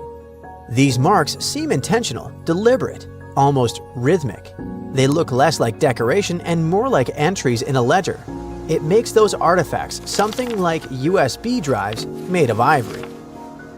And because these ancient USB drives appear in different regions of Germany and in other parts of Europe, it could mean that Ice Age humans may have shared such symbolic messages across huge distances.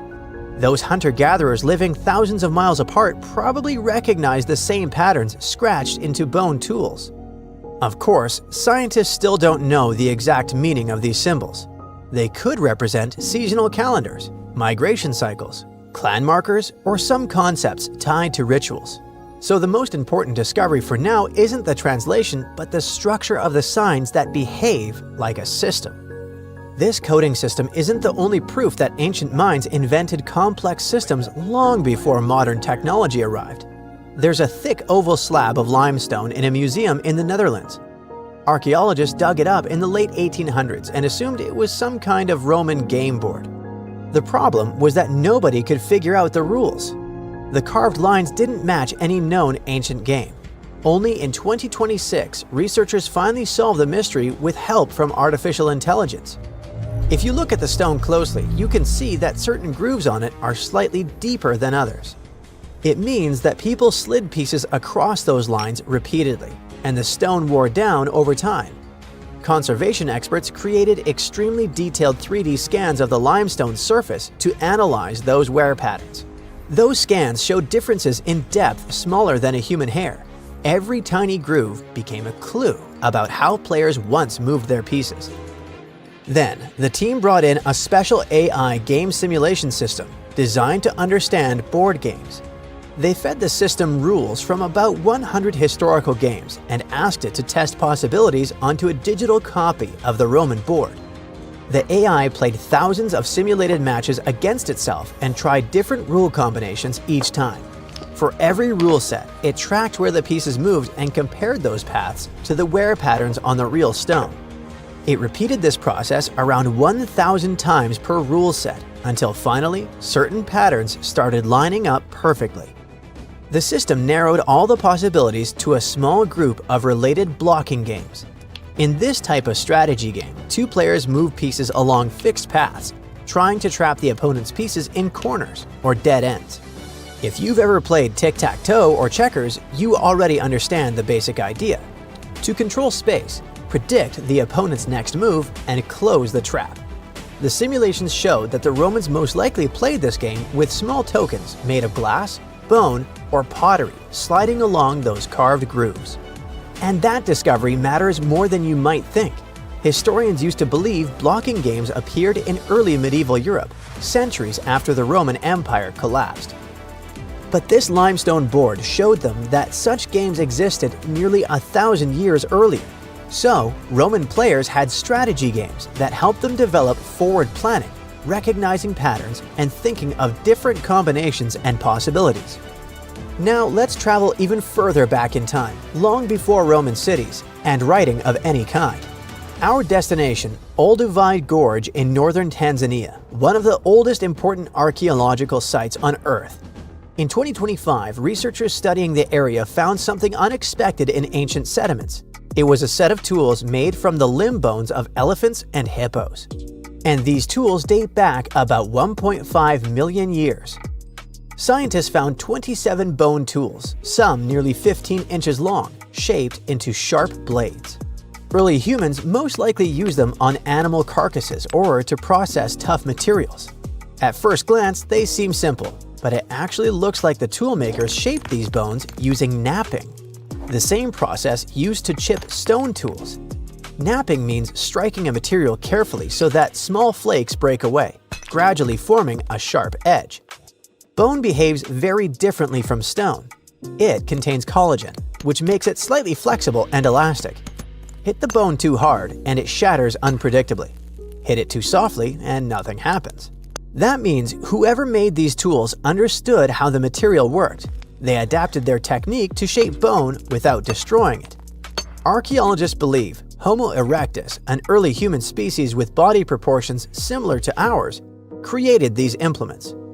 It also looks like the toolmakers preferred thick limb bones, which are the strongest parts of animal skeleton. To make that choice, you need to understand anatomy and material strength. Engineers today still use that same logic when choosing materials for machines. When we put all these discoveries together, we see that our ancestors designed systems, invented technologies, stored information, and played complex games long before modern civilization appeared. So we didn't just suddenly become intelligent. We've been building knowledge for tens of thousands of years. In 2011, scientists from Chile found a weird-looking fossil in Antarctica that looked like a squashed football. Almost 10 years later, the rock just sat on a shelf in Chile's National Museum of Natural History with no specific label. It went by The Thing in the museum because it looked like something from a science fiction movie. When the scientists finally got their hands on the strange fossil, it turned out it was actually a giant soft-shell egg from around 66 million years ago. This one is more than 11 inches long and 7 inches wide. A regular chicken egg is just 2.5 inches long, and an ostrich egg is almost 6 inches long for comparison. So, The Thing won the title of the biggest soft-shell egg ever found and the second largest egg of any animal we know of.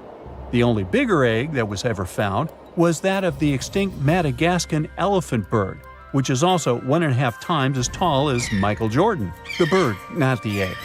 The Antarctic egg is also special because it's the first fossil ever found in this part of the world. So, whoever left it there must have been one big creature, probably a giant sea turtle that lived long ago, like a mosasaur. This is surprising because most scientists thought these creatures didn't even lay eggs, so this discovery could change what we know about them. The egg is also unique because it has a thin eggshell and no pores, which is totally different from most dinosaur eggs. It actually looks more like the eggs of lizards and snakes, but it came from a giant creature related to these animals. No known dinosaurs or flying reptiles from that time and place were big enough to lay such a huge egg, so it must have been a mosasaur after all. But we can't be 100% sure. Scientists did a lot of work and studied 259 types of living reptiles, like lizards and snakes, and their eggs. From this, they figured out that the mommy who laid the egg was probably at least 23 feet long, not counting her tail. During the late Cretaceous period, this part of Antarctica might have been like a nursery. Paleontologists have found bones of tiny mosasaurs and plesiosaurs in the same area, along with bones from the grown-up ones. Archaeologists in Norway made another cool but literally discovery and found dozens of arrows that had been hidden in ice for 6,000 years. They were melting out of a large ice patch in the high mountains, covering an area of about 45 football fields. In 2014 and 2016, when the summers were extra warm, scientists went to an ice patch called Langfoni to look around. They also found lots of reindeer bones and antlers there. Some of the arrows were whole and some in pieces, along with 5 arrowheads around the melting ice patch. This is more arrows than have been found at any other frozen site in the world. Some of the 68 found arrows date back to the Neolithic period, and the newest ones are from the 14th century of the Common Era. Ice is like the perfect time machine that can preserve whatever ends up there in an almost perfect condition. Langfoni became famous as one of the first ice patch sites after a local hiker found a 3,300-year-old leather shoe right next to its edge. Scientists are studying places like this to understand how people used these sites and how the ice patches from Norway to North America changed over time. Now, once upon a time, around 32,000 years ago, to be exact, a squirrel buried some seeds near a river in Siberia. Am I the only one getting the Ice Age vibes? Anyway, these seeds belong to a plant with cute white flowers.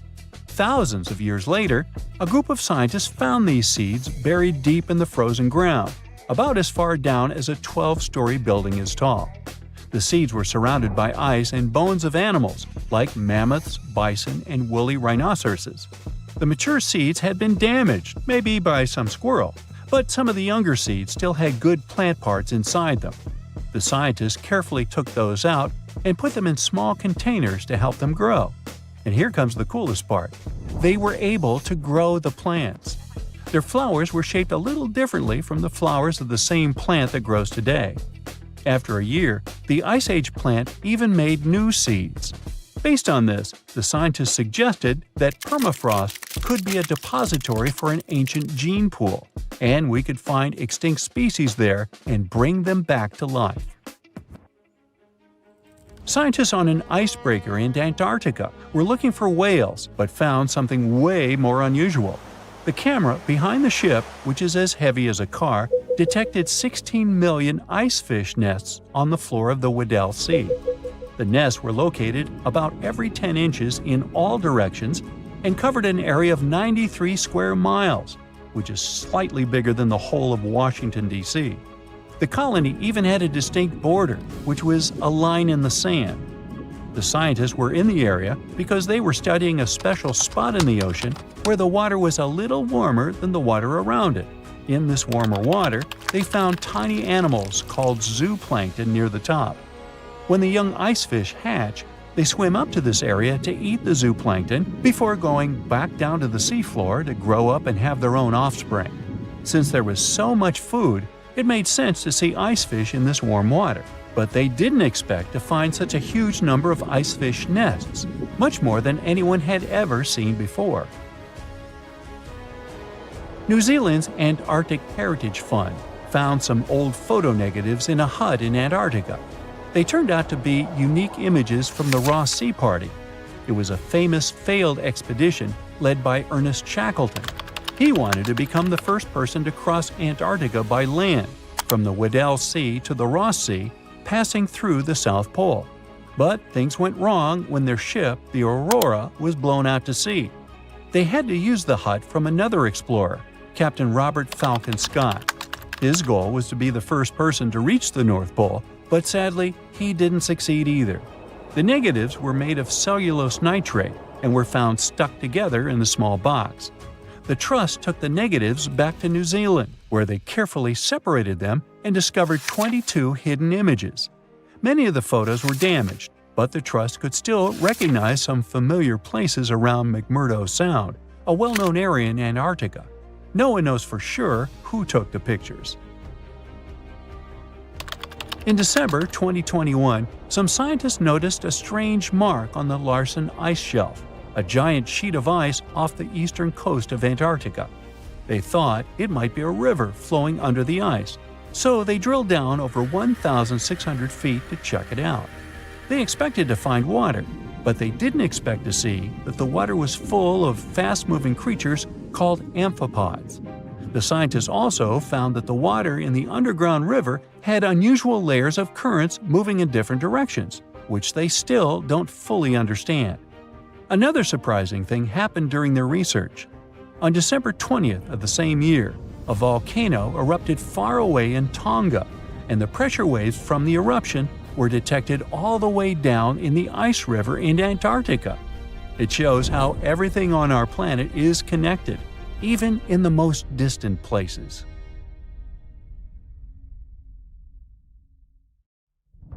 Now here's something. Baltic amber is one of the most common resins found in the world. The reason for this is that due to the vast forests of pine, their numerous deposits are so common, they provide wonderful treasures from long ago.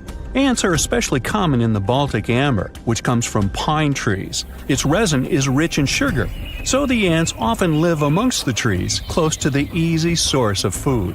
One block found in East Germany has preserved one ant that is estimated to be about 48 million years old. Think of the birthday cake. But what makes this find interesting is another animal inside the amber. It's a mite, notorious hunters in the insect world, capable of traveling at great speed. These guys quickly latch onto their hosts, sucking them dry. They're also capable of destroying entire hives in one go. And within this piece of amber, the amber provides a display of their final struggle. In Southeast Asia, feathers belonging to something unique have been found from 80 million years ago. They were captured in resin during the Cretaceous period, a peak time for dinosaurs. The many feathers inside are from the Coelurosaur. It looks like a dinosaur, but this animal is more related to birds.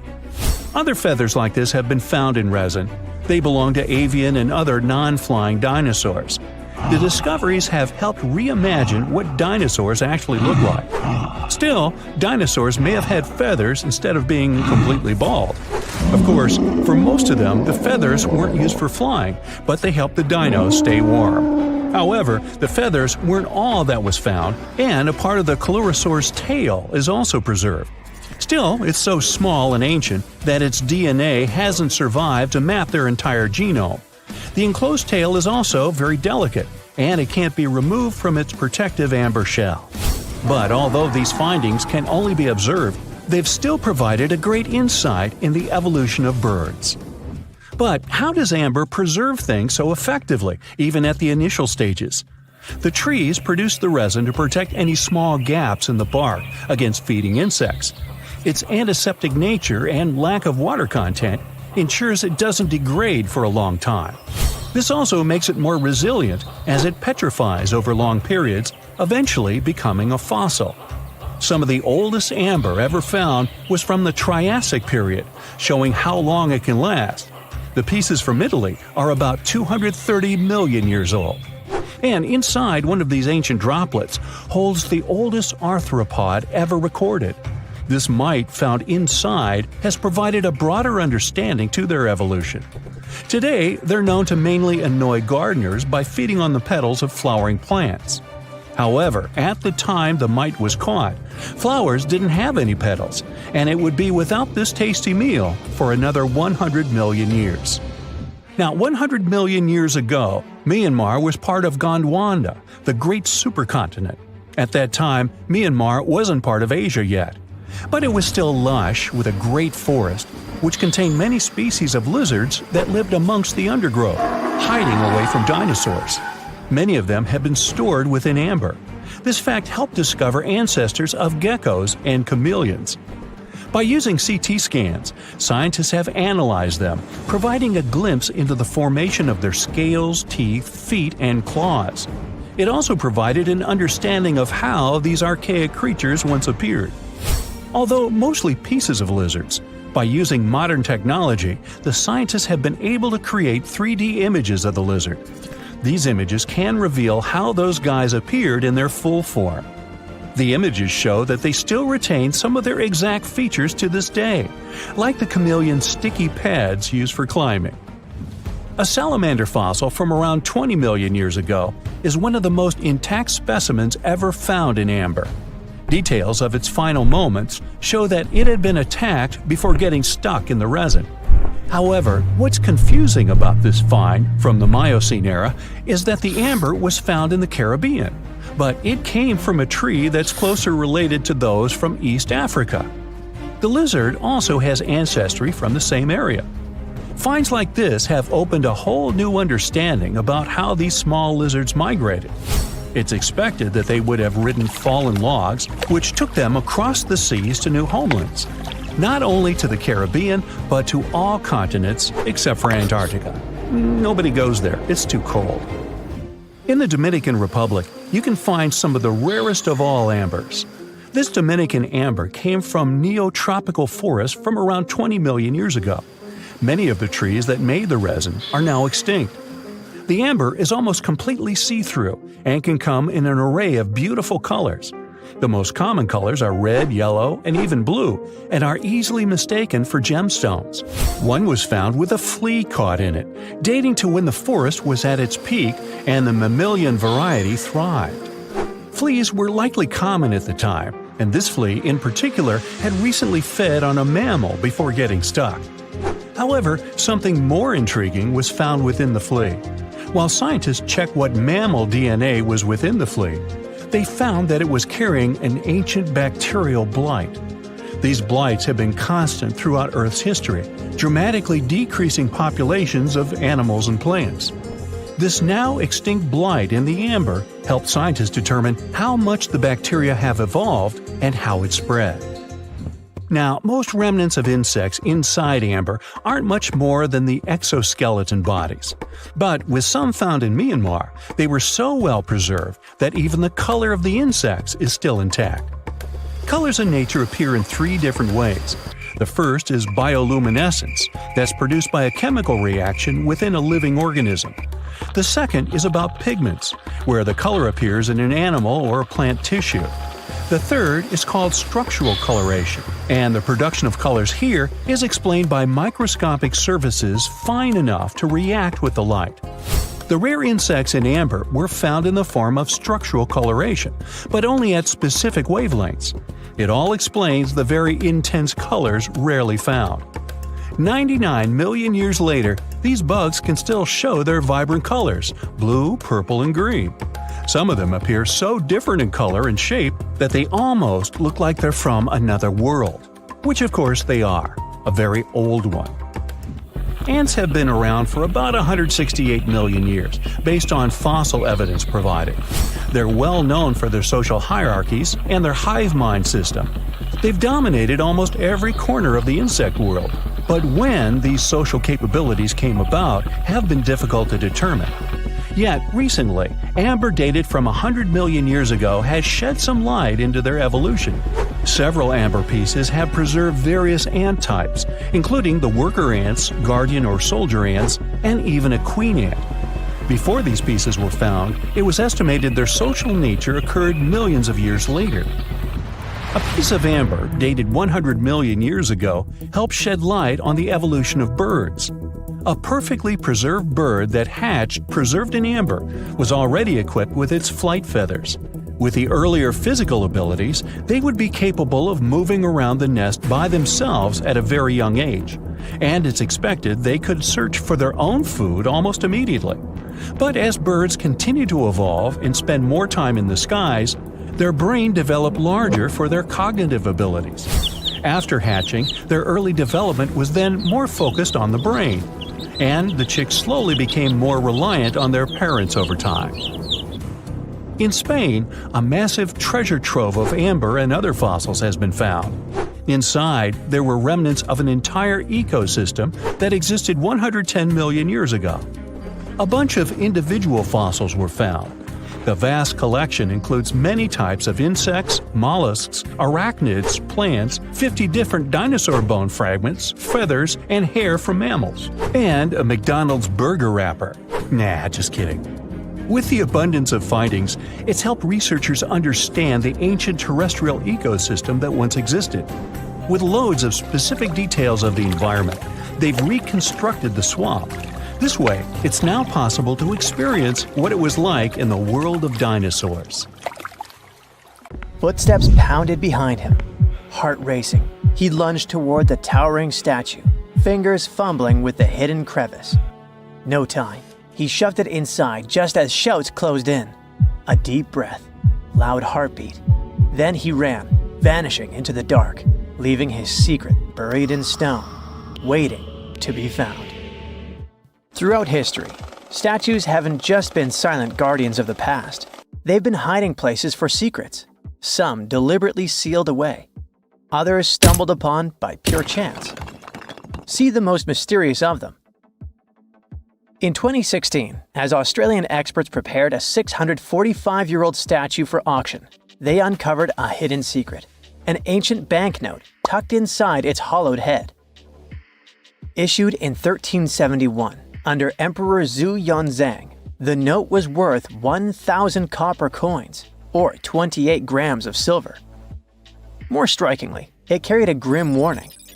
Despite passing through multiple owners, the hidden bill remained undiscovered for centuries.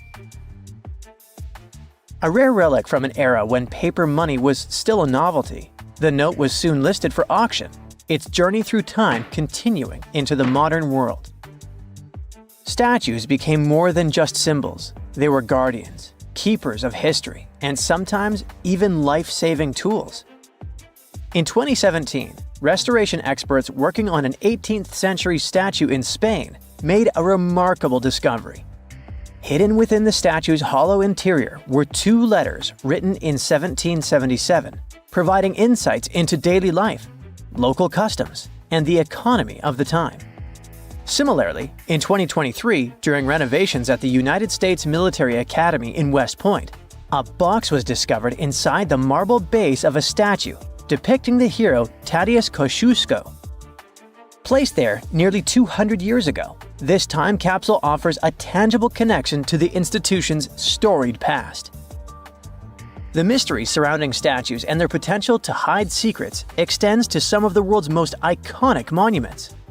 Few places are as shrouded in mystery as the Great Sphinx of Giza.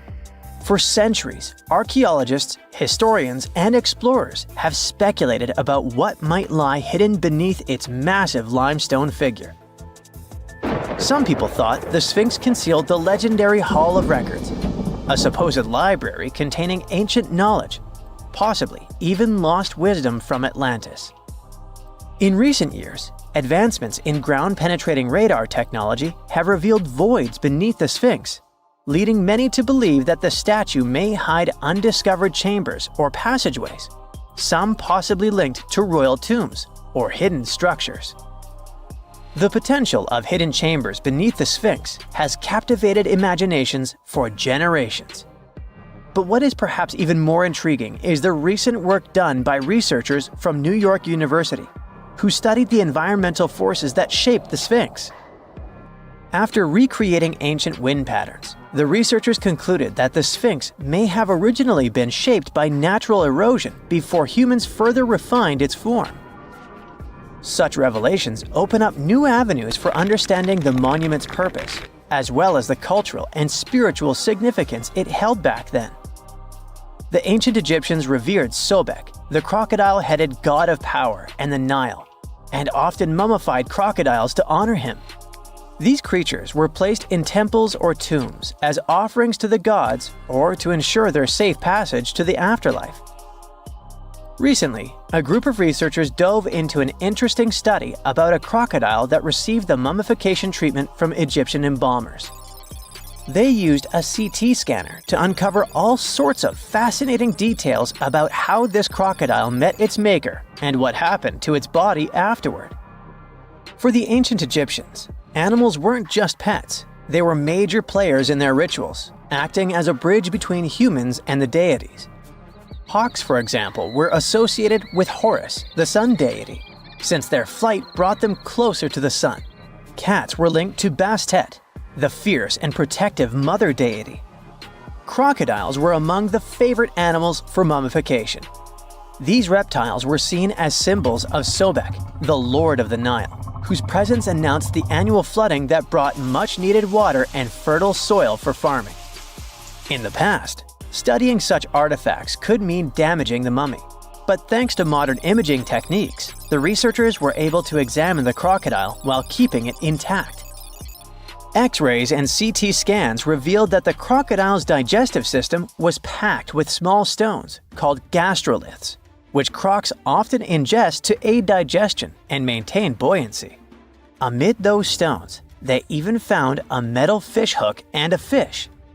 This suggests that large mummified crocodiles were likely caught in the wild using hooks baited with fish.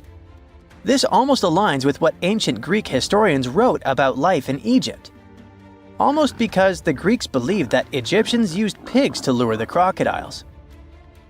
So, as you've noticed, researchers and archaeologists use cutting-edge technology and meticulous hands-on work to uncover the secrets of ancient civilizations. The process begins with surveys using ground-penetrating radar and 3D scanning to detect hidden chambers, tunnels, or anomalies beneath the surface. Once a promising site is identified, careful excavation begins. Layers of soil and debris are removed slowly, ensuring that no detail is lost. The exhibition of Rijksmuseum Museum in Amsterdam features a remarkable 15th century Tibetan gilt copper statue of Guhiya Samaja Akshobhya. This figure, symbolizing the unity of opposing forces and a higher state of enlightenment, was previously unknown to the museum's collection. Recent examinations of this statue have revealed hidden relics and scrolls within its hollow structure, offering profound insights into the religious practices of the time.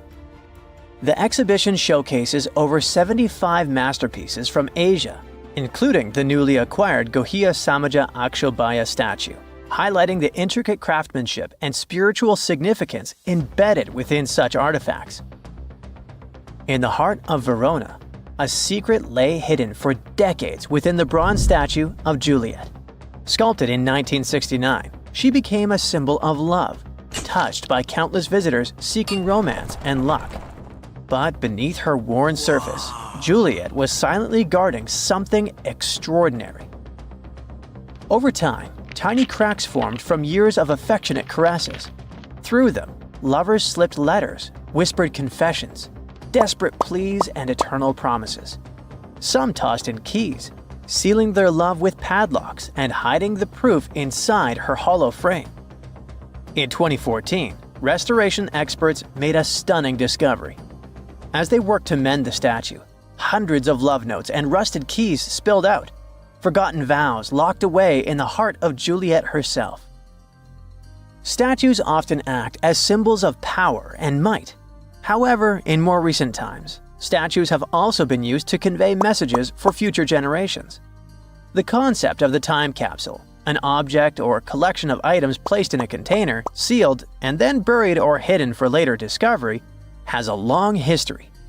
And in modern times, statues have served as the perfect vessels for these capsules, allowing people to communicate with future generations in a very tangible way.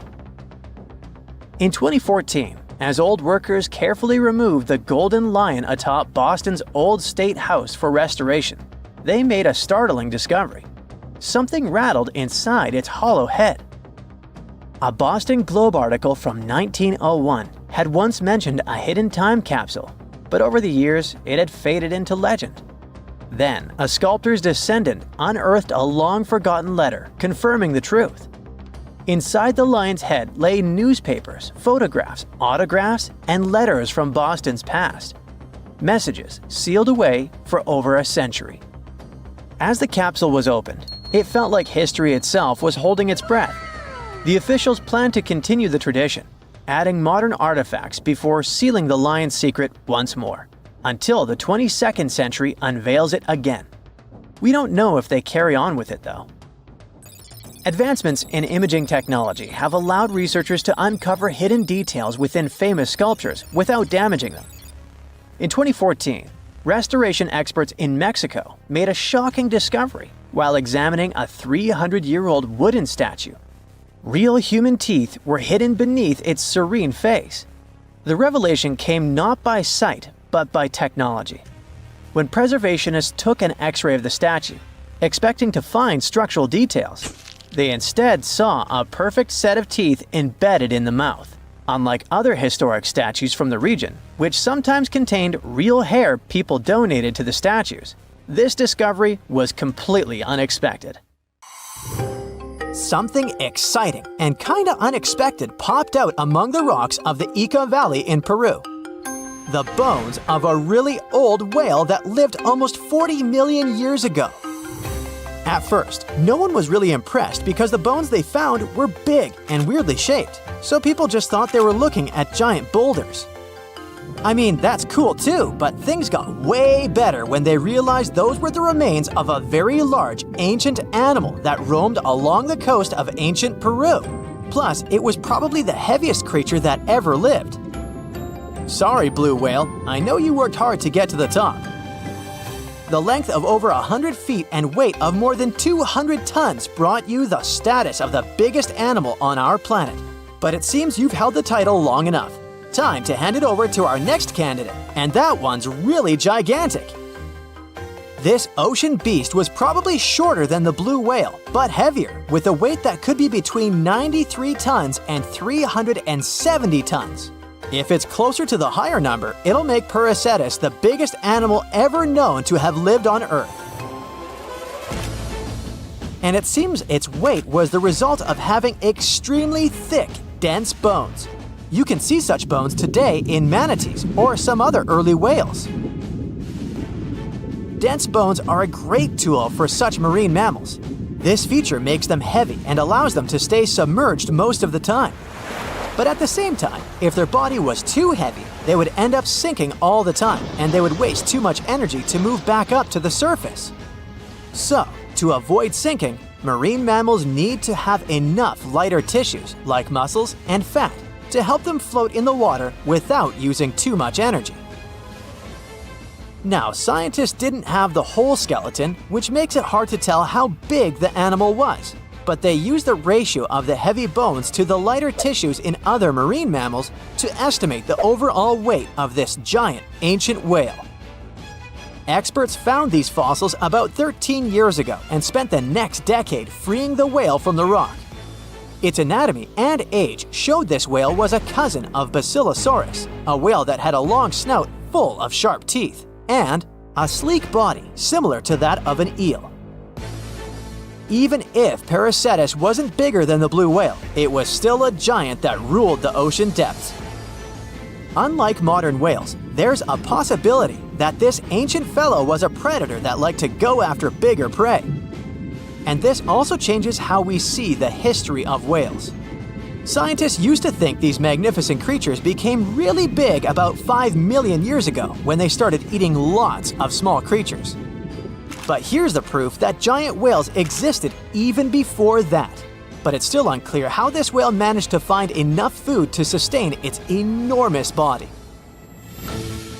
Plus, it's still hard to tell what exactly this ancient creature had on its menu. It was pretty large and not such a fast swimmer, so it's possible it searched for food in shallow waters. Then it probably ate crustaceans, clams, or some other small animals hiding in the sand. One theory says it was a scavenger, which basically means it munched on remains of everything that would come its way. It's not so unusual to find marine animals in deserts. Many of these regions used to be covered with water anyway. The Sahara in Africa is a perfect example. About 50 to 100 million years ago, this was not a dry desert, but a shallow saltwater body called the Trans-Saharan Seaway. The land is not wet there anymore, of course, but people who lived in that area knew about it because they used to find old shells across the desert. The sea was about 164 feet deep. That sounds enough for a nice swim. Some would say this area looked like modern Puerto Rico, with lots of sun and shallow water. Mangrove forests were a common thing as well as seafloors covered with mollusks, like snails and clams. The marine sediment that was left behind after the sea had dried up is full of different fossils. And the animal that lived in that ancient underwater world didn't look friendly. Plus, they were much bigger than their relatives from modern times, so a regular-sized human would end up as a snack, not even a whole meal. Normally, when animals live on small islands, they can become much bigger than their relatives from the mainland. This is something we call island gigantism, and it happens because there are more resources or fewer predators on islands. Maybe the same thing happened in the Trans-Saharan Seaway. Even though it wasn't an actual island, the water moved in and out, which created little pockets of water. And specific conditions in these pockets might have helped animals grow bigger. So we're talking about giant sea snakes, catfish, and fish that no longer exist today. One had incredibly strong jaws, and the animal used them to eat hard things and even crush shells. Their teeth showed they were fierce predators other animals had every reason to be afraid of. They went through some changes when it came to diet, similar to some types of piranhas. And the competition to get to the top of the food chain wasn't a joke. Not when there were also such large predators as sharks, crocodiles, and ancient relatives of elephants. Sahara went through different phases. If you could use a time machine and take a peek at Earth's largest hot desert as it was about 6,000 years ago, you wouldn't have to struggle with sand and heat. You'd have a nice walk through a green and pretty lush place. In the past, people who lived in that area didn't leave drawings on cave walls that showed camels, sand dunes, and scorpions. All those things you'd see in today's Sahara. Instead, they drew crocodiles. That's additional evidence that the Sahara used to have a lot of water and plants enough to support these big yet scary animals. Around 3 billion years ago, Earth might have been mostly covered with water. Today, it's about 71% of its surface, but it seems that our planet used to be a giant ocean world with no continents at all, just some scattered islands. Scientists studied special rocks in Western Australia that formed in a place deep under the ocean called a hydrothermal vent system. To explain this better, it's important to mention two common oxygen types, O16 and O18. O18 is heavier because it has extra neutrons. O16 evaporates from water more easily, and as researchers studied an old ocean floor, they found a lot of O18, more than in today's oceans. This way, they realized ancient Earth had less dry land than Earth today. Australia is a good spot to conduct these studies because a long time ago, it also used to be a beautiful place with large animals and lush rainforests. But as time went by, the land became drier and Australia had more deserts formed, such as the Great Victoria Desert. Rainforest remained only on the edges of the continent. What happens with deserts across the globe is called desertification. That's when land that used to be good for growing things turns into a desert or something similar. Our planet changes over time, together with its climate. But desertification also happens because of human activities, like mining, farming, and building cities. And when land turns into a desert, it's a problem because it can't support people and animals anymore. Food doesn't grow there. There's not enough clean water, and animals lose their homes. To help with this problem, there's a plan many countries agreed to. They decided to work with farmers to take care of the land, fix damaged areas, and manage water better. All in all,